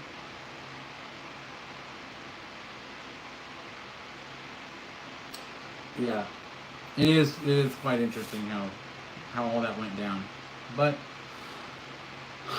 everything is now under copyright protection under my LLC, and the craft is registered with the FAA. So, you can try to claim my work all you want, but there's a special reel I put out there for you. You failed, okay? And I don't think he should be a part of anybody's channel. If the only thing that he wants is just to be the center of attention, and then act like for some reason that he has been completely and totally involved from day one of my designs, and he somehow contributed to me. So he's saying he contributed some math to it. How do you give somebody math? I gave you the equation, blah blah blah. The gear ratio is 4-to-1, and any idiot knows what that is. Step up gear ratio. Using a Schwebel gear generator, I use Infusion 360 to get the ratio correct. But I have to put in the number of teeth on the ring gear, the planetary gears, and the sun gear. And he seems to think that he gave me some information that was helpful, and he never did. I was trying to be nice and let him talk, and nothing ever made any sense. And I don't understand why he went off the rails when I deleted that post of his. That was just so weird. It was like completely off topic, It had nothing to do with what I was doing. Then he said he was a Mormon priest. And then I'm like, okay, at this point, we're just going to have to cut off all contact because someone's losing their shit right now. And it's like, so I just moved on. And then that's when he got mad and threatened my kids and stuff like that. And I mean, if anybody ever broke into my house, I'm not calling 911. I mean, there's a good reason why the trees grow so well in my backyard.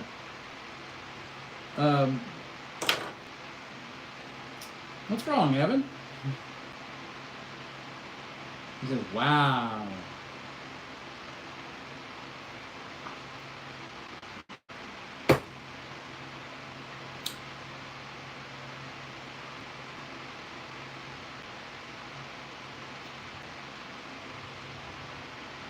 See, I told you the words would get short, the sentences would get shorter and shorter and shorter and shorter. Now we're down to wow.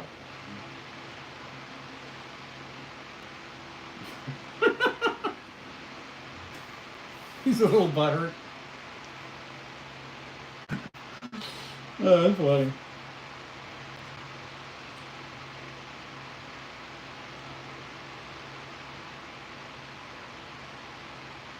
All right, Evan, what else you got to say? Let's get this shit over with so we can move on.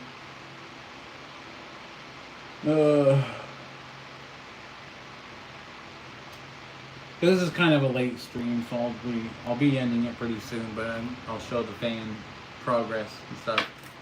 Again, I did at the beginning a little bit and ran it, but I'm just going to kind of show where the construction is at this point. And then that's how I'll end off on it.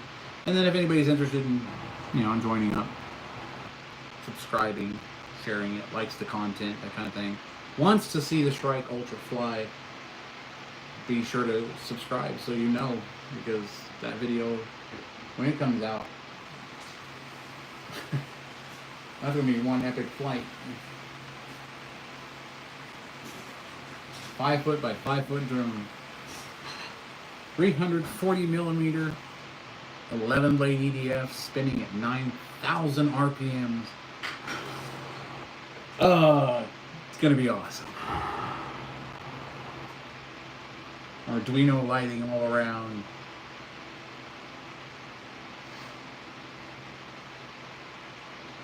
It's a beautiful drone. I'll tell you that. It's I didn't think it was going to turn out that well, just from an aesthetic perspective. And the lights actually did very well with the PETG I'm using. And so that's what I'm going to stick with, really. I know, it is, isn't it? When I end this, which is in a few, I'm going to turn off the light and plug up the lights on this thing so they can see it. I can't run it because my batteries are down to about 46 volts and I don't want to undervolt them. I got to charge them up. But I did run it earlier for those who were here to witness it. So that's what we'll do. No, Evan. Some crazy individual. I can't even honestly make sense of some of the stuff he was saying. Darling, you know what I'm talking about. It was insane how this guy literally tried to lay claim to the work I'm doing because he donated to me through the Buy Me a Coffee website. Like many people have. And that doesn't give you the right to the work. That's you donating because you like. That's like saying if somebody became a YouTube member on my channel that I would somehow owe them rights to my work. It just doesn't work that way. So yeah, it's quite insane. And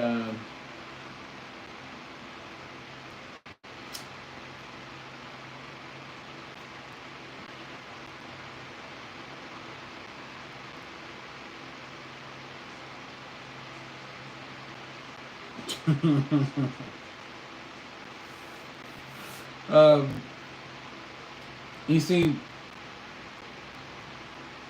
you obviously haven't know YouTube. You've been around for a while. Just because you donate to somebody or do a super thanks or a super sticker or something like that, which, by the way, any one of you can do right now, because I guess I'm a partner now. If you do something like that, if you do a donation, if you become a member, it's because you're supporting the work that you like to see on YouTube, not buying a portion of it. And I think that's where his confusion came in. So yeah, I had to deal with that, which was pretty simple to deal with. He's like, I'll see you in court. It was the maritime law thing that made me laugh. And that's why I made that video of the boat, with the AI video, of the two warships fighting at sea.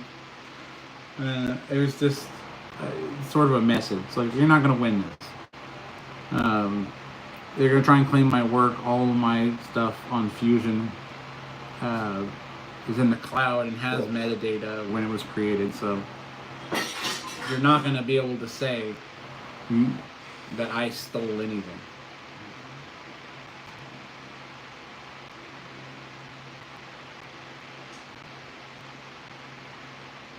Evan, I'm a geek? That's the nicest thing you've ever said to me.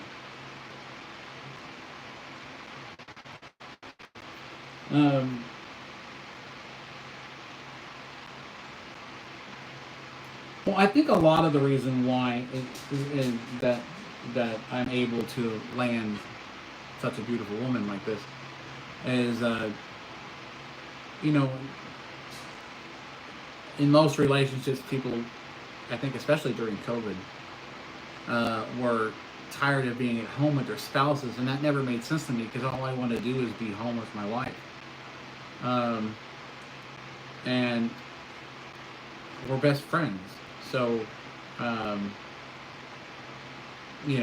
that's a really big part of the relationship. I mean, that, and I have a huge penis, so that's a plus.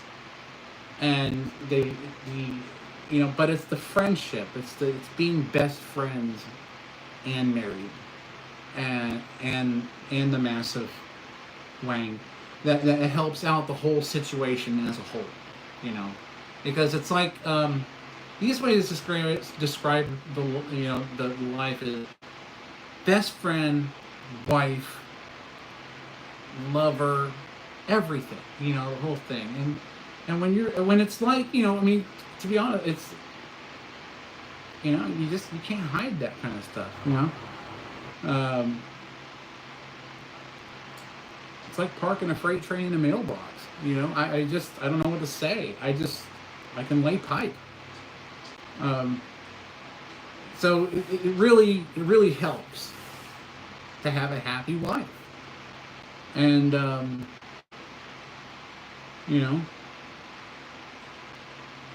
I'm good at what I do.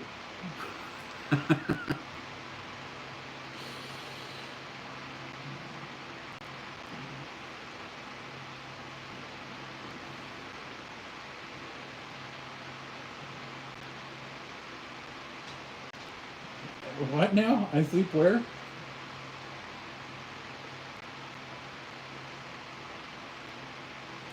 Heaven, good Lord.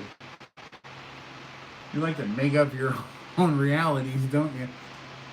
Colt, get out of the garbage. Go in the house.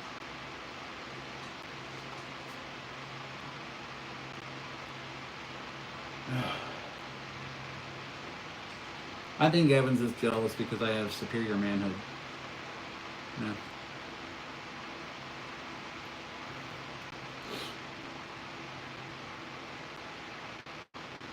I think that's what it is. Most men are intimidated by, whether they tell you or not, by men who are well endowed. And I've always been a big guy, 6'4", 290. So to me, it's just normal. What to everybody else, it's just like Godzilla just came out of the fucking ocean. You can't help it.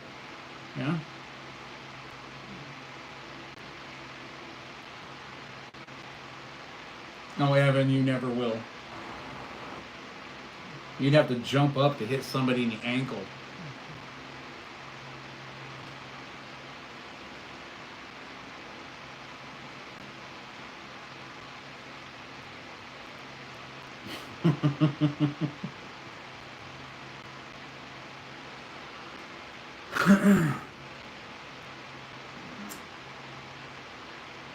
I'm still waiting for Evan to come up with more. It's kind of funny. I don't care if you're 6'1". That's tiny.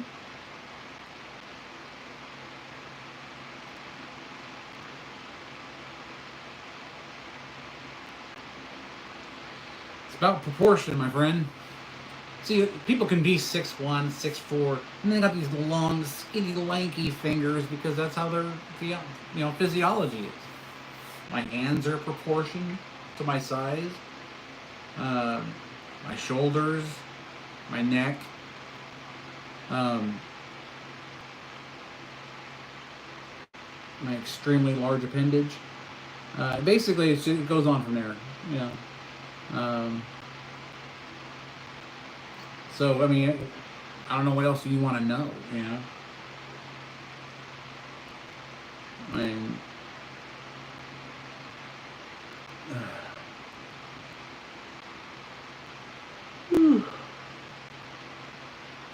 must be late for you, Evan. What are you, like, on East Coast time? That's probably why his responses are slow.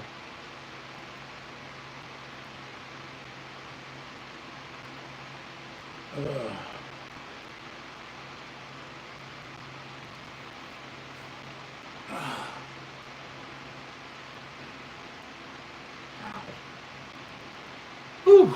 How to get a better chair in here? Oh, he's Canadian. Oh, that's right. You guys sent over your Air Force. Bunch of ducks. Thanks for that. Shot a couple of the ducks down, had some dinner. Then I realized they had, Canadian Air Force on the side, and I was like, holy crap.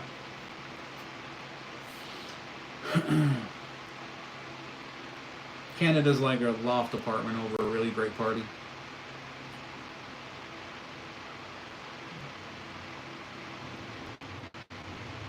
Don't get me wrong, I love the cold. I like the idea of Canada. It's just, it's leadership, It's like, what a bunch of fucking retards.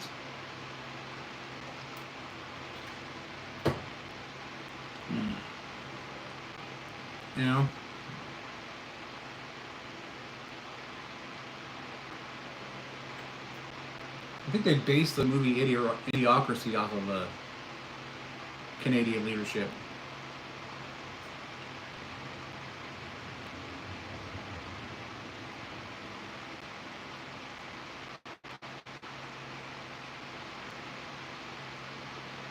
What forest fires? California burns like at random, and you think for some reason we needed your help. We accepted your help when those fires were going on in LA. We didn't need it. We're trying to be nice. It's kind of like the kid that walks up with the problem and wants to mow your lawn. And the lawn doesn't need mowing, but you feel bad for him. He's got a couple of Special Olympic gold medals on his chest, and you don't want to freaking insult the guy. You're like, okay, fine, just mow the fucking lawn. And then, that's Canada. Canada. The Canadian people. No, most Canadians are cool, Evan. You're the only prick I've run into so far.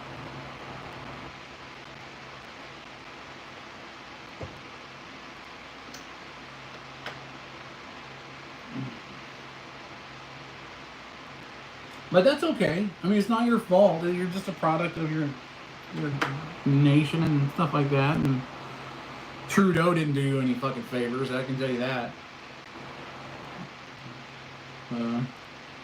I hope you guys get your shit together because it's a beautiful country. It really is. But until then, we appreciate the help with the forest fires. And I'm sure you appreciate the fact that we defend your entire fucking nation with our army. Because you have none.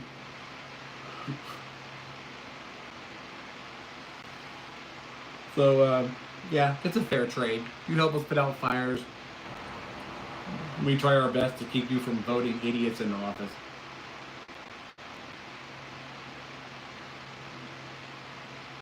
I mean, it's getting bad out there, isn't it?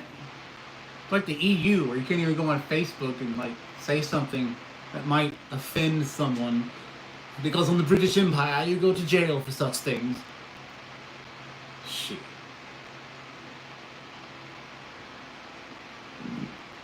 That's why we have a constitution. Keeps us out of all that BS.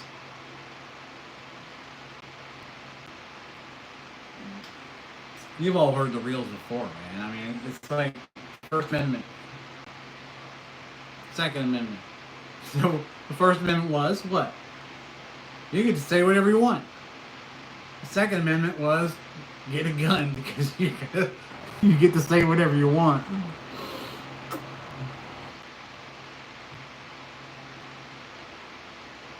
He is touchy. He is touchy about his country, yeah. But what did I say? I said it was beautiful. Okay.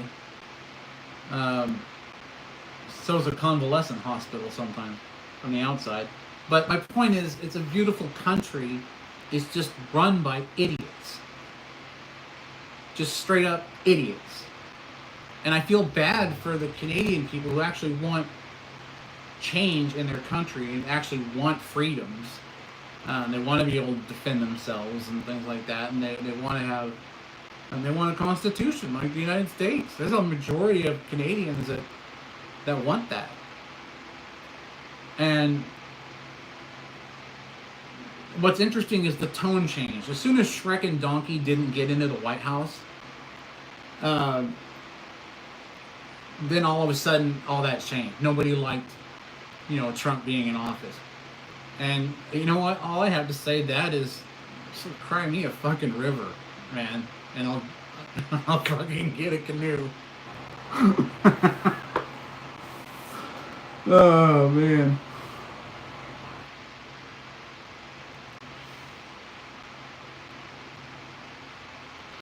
That shit's funny.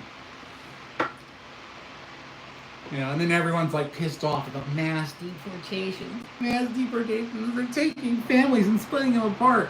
Maybe their families wouldn't be established here if the prior administrations had done their fucking job and made sure the illegals weren't here to begin with. Nobody is against immigration, but it's illegal immigration. Try to illegally immigrate to any other country. Go ahead, I dare you. Go to any other country. Do you know what the penalty is for most countries if you illegally immigrate? That's like prison, hard labor. In some places they'll execute you. And you're gonna bitch about the fact that we're pushing people back to the country that they came from when they came here illegally. Give me a break. If the Democrats sing that song all the freaking time. And the reason why is because they let them in because they want the votes. They want the votes because they know they can't win on merit. Because they're a bunch of fucking pedophiles taking kickbacks. I mean, that's why they hated Elon. They found all their freaking money that they were hiding for their mortgages and their pizza. So, I mean, I'm sure Barack Obama and his husband were deeply into that stuff. So it's just the kind of thing that it's just fucking stupid.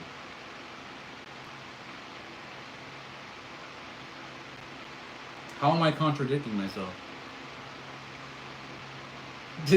How did I contradict myself in any part of that statement?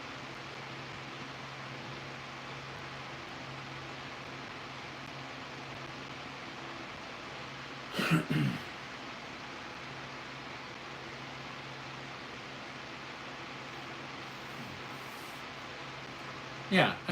Oh, come on. Yeah, of course I said his. Trev! What's going on, man? Or lady? I just meant man in general. Welcome.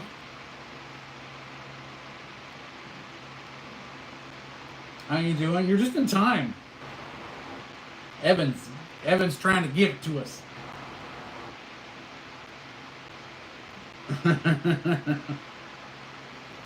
Evan is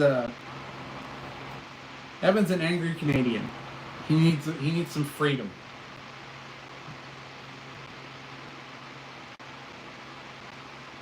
Hold on, I'll be right back. I gotta do this off camera.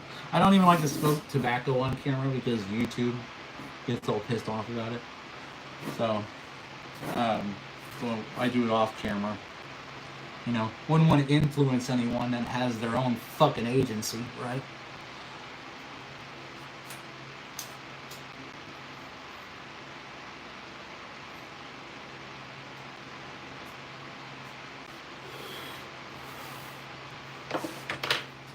Evan, if you need me to explain that, agency is when somebody has the ability to make their own decisions.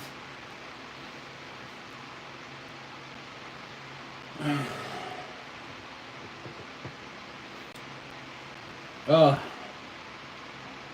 been an interesting live so far. Yes, it is late. I know Trev's going with like, why is this dude doing a live right now? Oh, it's 9. I gotta take my meds?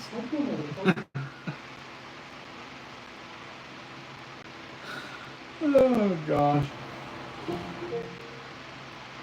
That's what Evan's thinking right now. I knew he's on medication. I know he is.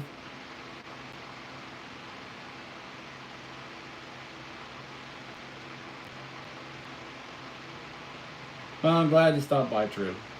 I honestly don't know what time zone you're in, so.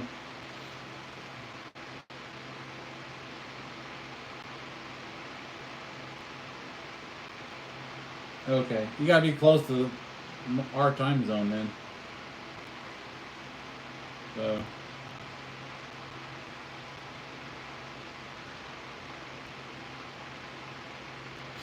You ever notice how Evan's sort of like, and you have a great night too, I appreciate it. Evan sort of like puts himself in the conversation. He's not even part of it, but he's in it. He said words. Oregon. Alright. I got a friend that moved out there, I think. We're at. Probably the smartest movie ever made.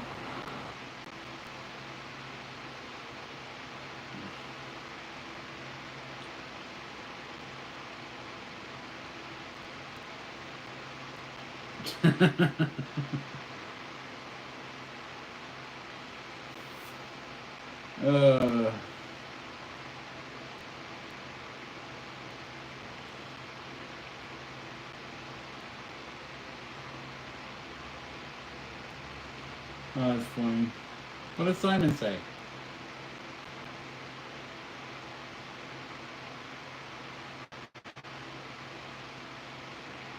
You will. I'm going to be doing lives again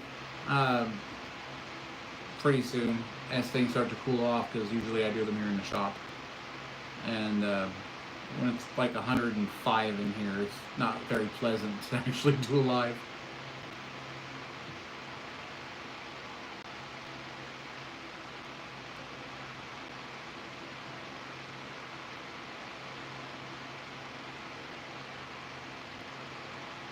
That's not Simon Wood, is it?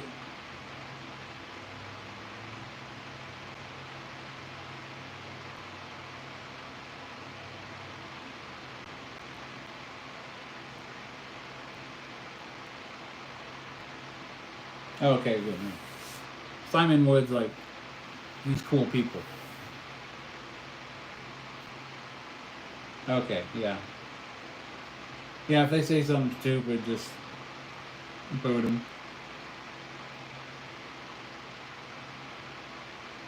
Yeah.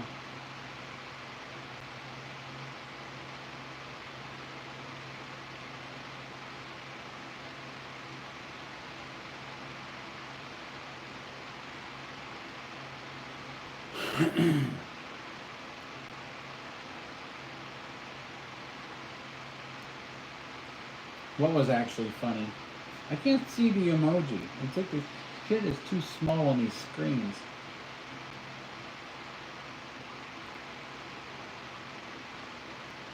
Evan said something funny? Where? I want to see it. I don't believe it. Oh, I gotcha. Yeah.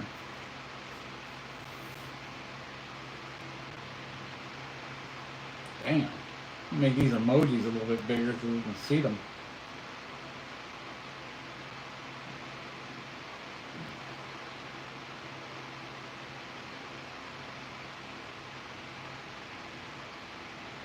Oh, gotcha, okay.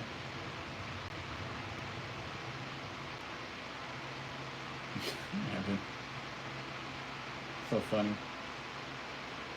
I find it interesting because it's hard this way to do the lives because typically most people will be filming with the front part of their camera and not engaging with the public at all. And I try to engage with everyone.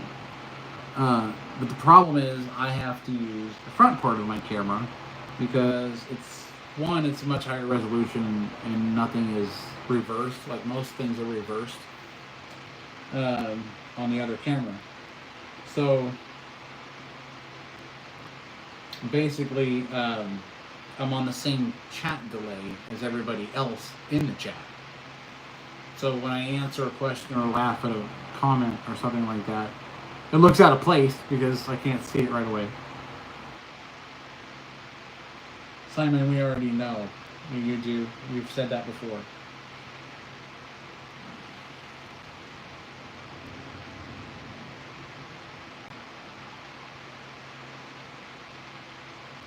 He also says the first thing all the time too. Like I give a shit one way or the other.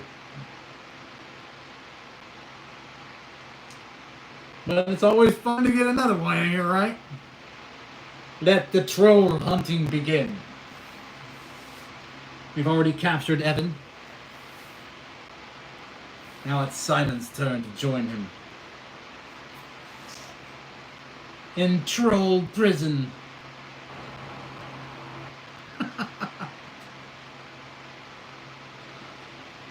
It's always a great crowd. It really is. Although I am going to do lives earlier next time because it's just everybody who normally watches probably didn't even expect to see this pop up.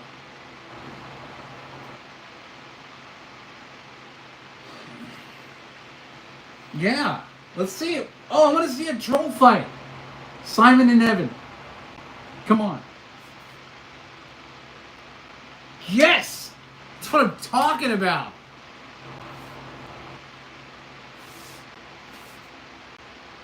Oh, you chicken shit.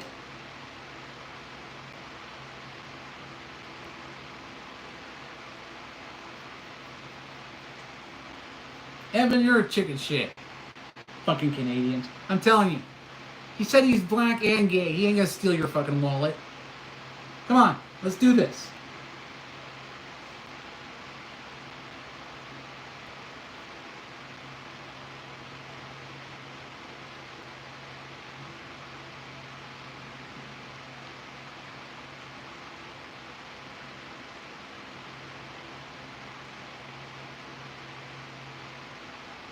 Damn. Get him, Simon. He's got to go to bed. Mama's got to tuck him into his race car bed. uh.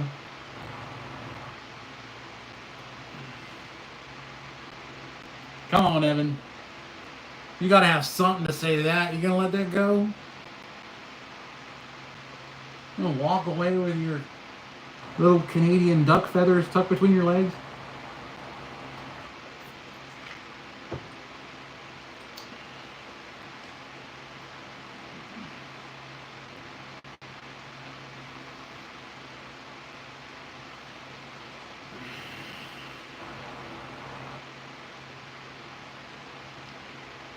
I try to make these chats as interesting as possible. But every time, for some reason, a pissed off Canadian comes in and is like, this, that, the other, blah, blah, blah, blah, blah, blah, blah, blah, blah. Every single time. And it's always a Canadian. I thought you guys were supposed to be polite.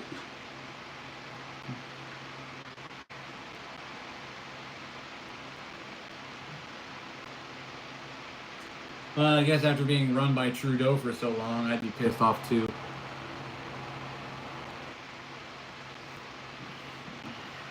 That's like Gavin Newsom in California. He is, to put it nicely, a fucking bombastic simpleton. A knuckle-dragging simpleton.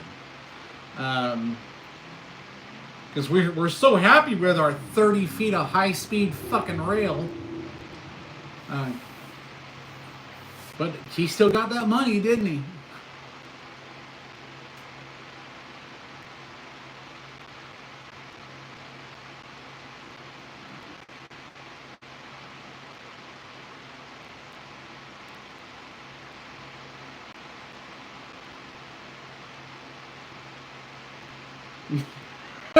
The women are easy. Of all the reasons to visit Canada, that's the one he throws out there.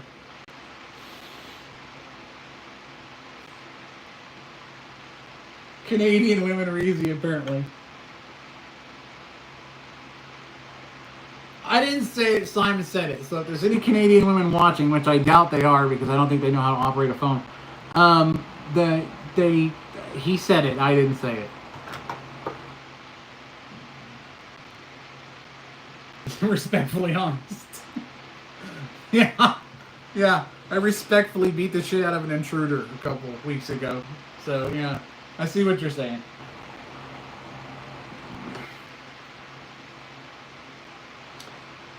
That's funny. That is funny. I've never heard anyone say that, though, about Canadian women, that they're easy.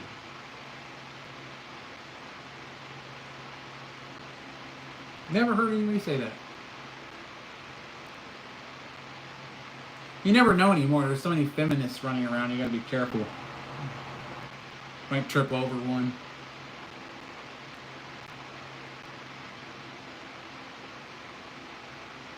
I don't think they are. I mean, look at where they're at.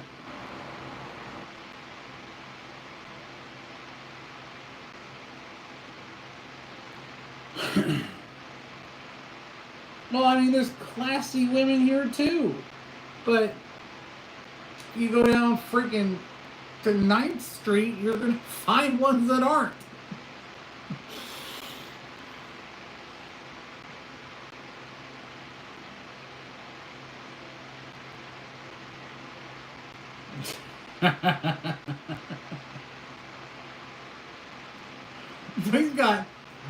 This dude's got friggin' a map.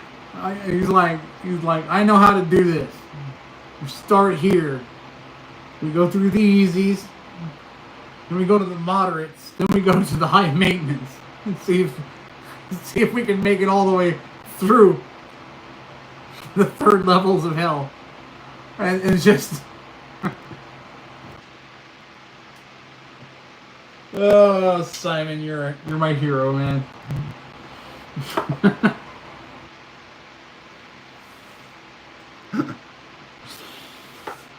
Oh, yeah. That's how you do it. That's he's on it. He's like he's probably got this shit on Google or pinned.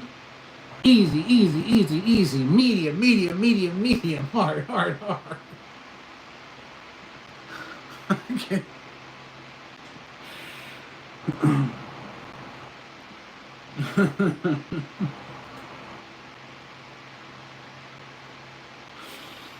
That's funny. That's some funny shit right there.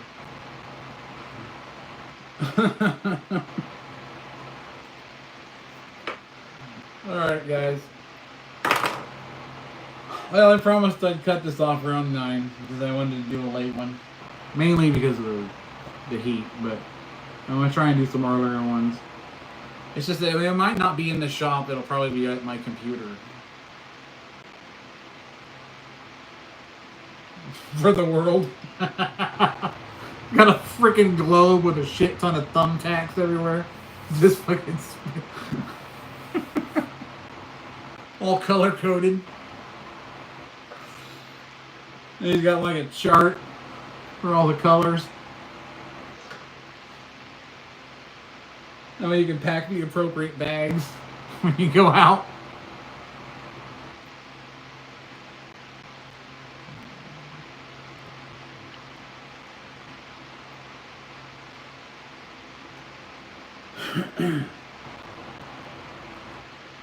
Darling, you'd be surprised at how many easy women are out there.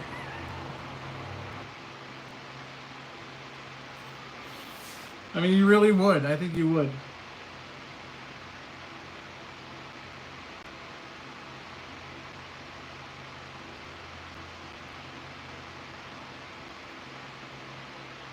Brazil and Spain. I hadn't heard that. You see? That's what I'm telling you. Dude's got a globe sitting on the desk. Got pins in it.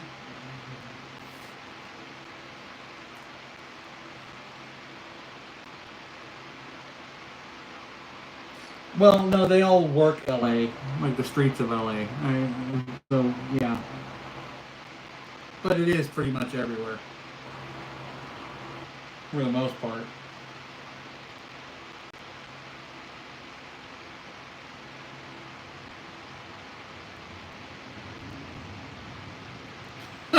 Red Bull?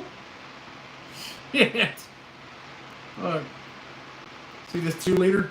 I made it cry once.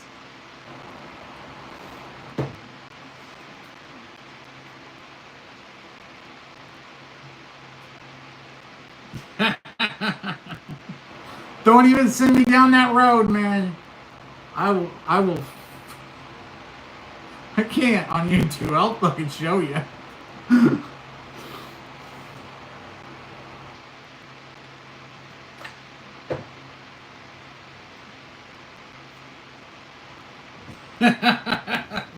See, my wife already knows. That's obvious.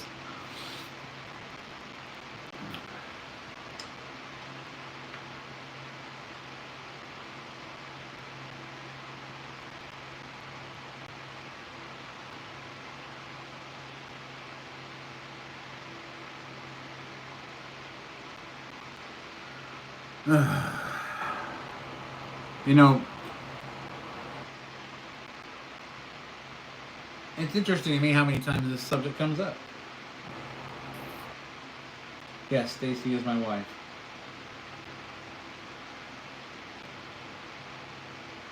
You don't know already? This shop is my shop that I developed the drones in. I'm going to show them here shortly because I'm going to end the stream here in a minute. And I'll show you that I'm working on the Shrike Ultra right now. It's a drone that's fully 3D printed. It's 5 feet by 5 feet. And has 4 340 millimeter 11 blade high pass EDF turbine engines in it. So it's a bit of an experiment, yes. But I've already tested the engine and the thrust. If you go back to any of the playlists under the Shrike Ultra, Sarops, you'll see kind of where I'm at. There's also the last video I put out was actually a good explanation of where we're at.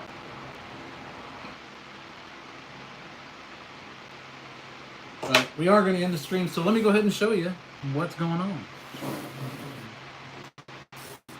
As I unplugged my phone, I programmed it to say it, come on. I wasn't finished. Thank you, iPhone. So this is the one of the main engines. I have one being built over here now. I'm printing more because I have to build 4 of these. This is one section of the body right here. Let me plug this in for you so you can kind of get the full effect, you know? Gotta have that full effect. Hold up, we'll get the batteries plugged in too. Actually, I don't know if I can run the batteries. It depends on how low they are. I may have to charge them. So let me get this set up. Just a second. Gotta do it so Simon can see what's up. Oh, hold on. Sorry if the phone rotated. Let's see. Oh, hey, what's going on? I wonder if that's gonna get blown off of there. I'm at 46. Usually the cutoff would be about 44, I think, on the voltage. All right. Yeah, throttle down. Throttle's down. That's good. Okay. Hold on. Here we go.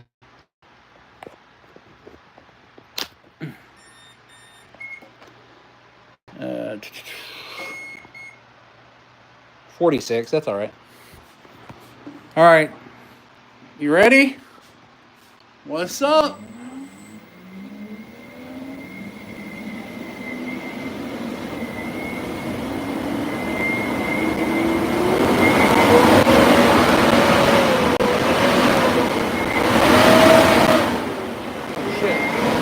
Hold on, let me move this before it gets blown off the table. These are the heat sinks that I'm cutting for it. Hold on, the lighting is... Oh, there it goes. Sometimes this board vibrates. I haven't mounted it like I'm going to mount it permanently yet. So this is one engine out of 4. And I'm only using 48 volts to test it. This is a 75 volt motor, so we'll run on 3 of these packs for all 4 at 18S. That's 9,000 RPMs. And I completely 3D printed the entire thing, all designed in Fusion 360.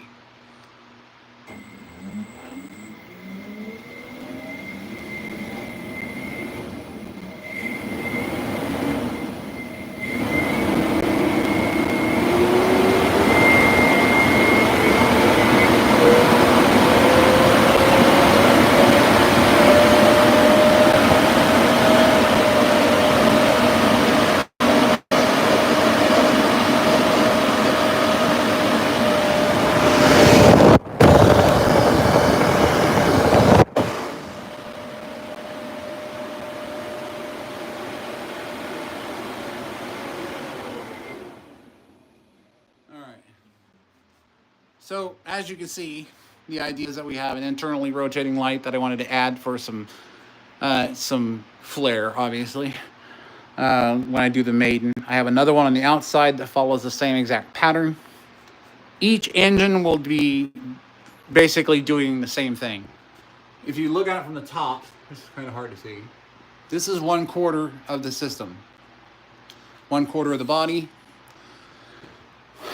I have the platform for the batteries. There's a battery tray that sits up here. Above that is a control board that sits above that. That'll be here. That's what these holes are for. So there's 3 more sections of this that I have to print out. And that's the motor. And there will be 4. And I'm already on the second one right now. Waiting for some more PETG to get here so I can put this together. And the same exact way. I already have another heat sink cut for this one. There's one in the bed for the 3rd motor. And then we will get more things printed. I've got to get the body printed up. Yeah, it looks like a jet. That's the whole idea. Is that I'm using a high pass blade configuration. These shorties right here are what cool the fins off down there. It keeps the outrunner's face from getting too hot and melting the PETG motor mount that's at the bottom. I've got one stabilization gear here at the top center. That's to keep the fan stable when it's moving. There are a set of 4 bearings in the main shaft at the bottom, in the center, and at the bottom where the motor mount attaches, there's a tapered roller bearing to keep everything symmetrical as it spins. What am I trying to lift with this? The world? Kind of. The idea is that this is a search and rescue drone. In the future, this will have gimbaling engines. These arms won't be here. So this entire body will be able to not only fly like a drone with all 4 engines in flight, but it'll be able to tilt sideways. The engines will gimbal, and it'll be like sliding a book into a bookshelf in a sense.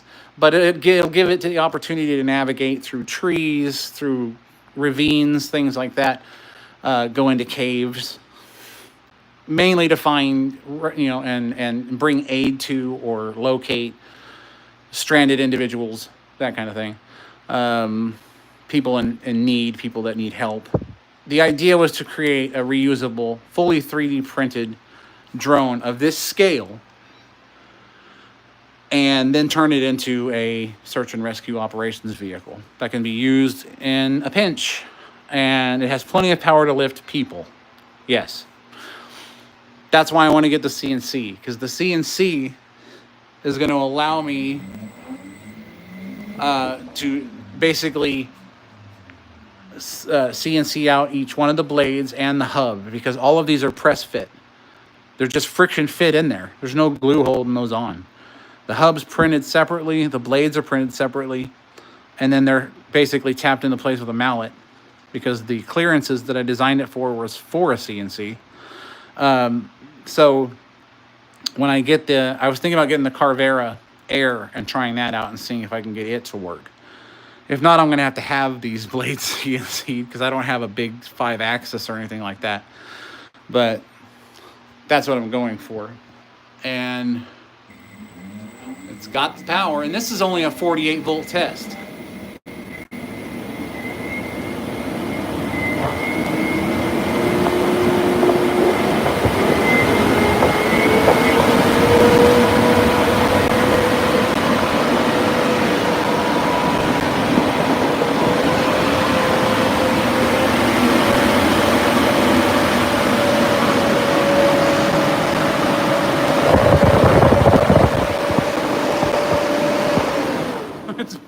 It's blowing the controller towards me and making it go faster.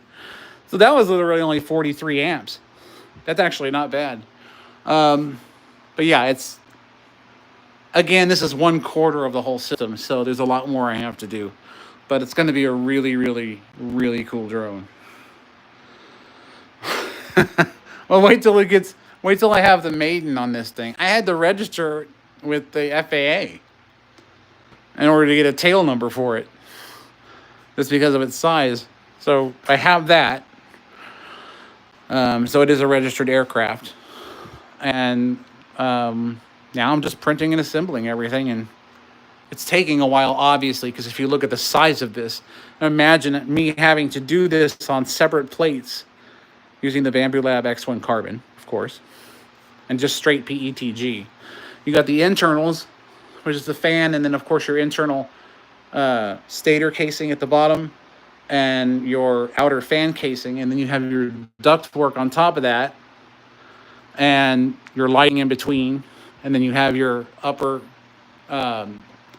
stability mount. This has actually a 6204 bearing in it, and then underneath you have, I want to try and do this again. Underneath you have the 7070 Flipski. I mean, this whole thing is basically built off of a skateboard motor that's 75 volts. And it had the torque I needed. So basically the idea was push it, see how much load it puts out. Now, what I plan on doing in the future for cooling is not just using these fins and the airflow, but putting Peltier circuits on each one. And then on each one, above the Peltier circuit will be another heat sink that the fan can cool down. And when I apply the 12 volts to all of them, it'll refrigerate this heat sink, which will keep the top of the outrunner cool because what happens is the very face of that outrunner and the bearings are where most of the heat is produced. So you can see that's why it's sitting right over that black outrunner down there. So as the fan spins, it draws heat away from the top face of the motor mount. And that's what keeps it from melting the PETG. So that was the whole idea. On this one, I won't have the refrigeration on those for the maiden. It's just going to be a flight worthiness test once everything is finished. So, the hell is he? You redacted? Yeah, there was a lot of stuff redacted down there. What'd you time him out for? I can only imagine. But anyway, you've all got to see what's going on here, how the progress is going. There's a lot more to do, a lot more printing, a lot more building, and a lot more assembly. A lot more carbon fiber tubes needed. Unplug that. And yes, we know. And then eventually it'll be run by a SpeeDB F405 wing. And I'll run it on the TX16S. I already have a 2.4 gigahertz ELRS control or ELRS receiver. That's 2.4 gigahertz ELRS transmitter. SpeeDB F405 wing, 3 10,000 milliamp 22.2 volts for 18S. 4 MAD components, 120 amp 18S ESCs, and 4 7070 Flipski motors that will push 9,000. They're 110 kV motors, so about 9,000 RPMs, which is plenty because the tip speed is approaching. The tip speed on this at full throttle is about 0.4 to 0.5 Mach speed on this, on the tip speed. So that's one of the reasons why at full throttle, I'm hoping that I can CNC these out of some alloy, go for some aluminum. But for the PETG maiden, for the most part, the rest of it can all be PETG, but I want the main drive system and the fan to be done out of CNC 7075. And then we'll go from there. This body section's done. We have a lot more work to do. It's going to be fun. And my phone, I think, is going to die. But other than that, hey, Cobra, you guys are back too late. My phone's going to die. So I'm going to have to end up ending it here. I'm at 5%. But I'll do another live here pretty soon. And you'll see me doing some more stuff. So, Cobra, this is for you before we go. Oh, wait, I unplugged it. Never mind. You'll have to rewind. So let me unplug the lighting. And we'll get this light back on. So you can kind of see what I've been doing here. That thing moved forward, didn't it? Yeah, it did. Yep. She's coming along. But anyway, I want to thank everyone for stopping by. I appreciate it. I know it was a late live stream. It was kind of last minute, but we're getting there. Again, we're building motor 2. Most of the platform's done. 3 more parts to the body. A lot of carbon fiber tubes coming in so that I can do all of this work and get everything kind of put together. And then, of course, it takes a while to print all these ductwork because of how many plates that I have to print it on. So the fact that I can even do something this big on a printer is amazing. Probably within the next day or 2, Cobra. I'll be back on again, but I'll try and be on earlier. So other than that, phone's going to die. I love every one of you. Thank you for stopping by. I appreciate it. I hope you like it. I hope you subscribe. I hope you share it with your friends, because when you see this maiden, you do not want to miss this maiden. It's going to be an epic flight. So whatever you do, don't miss it. And remember, DPC loves you. Y'all have a good night, and I'll see you all again soon. Peace.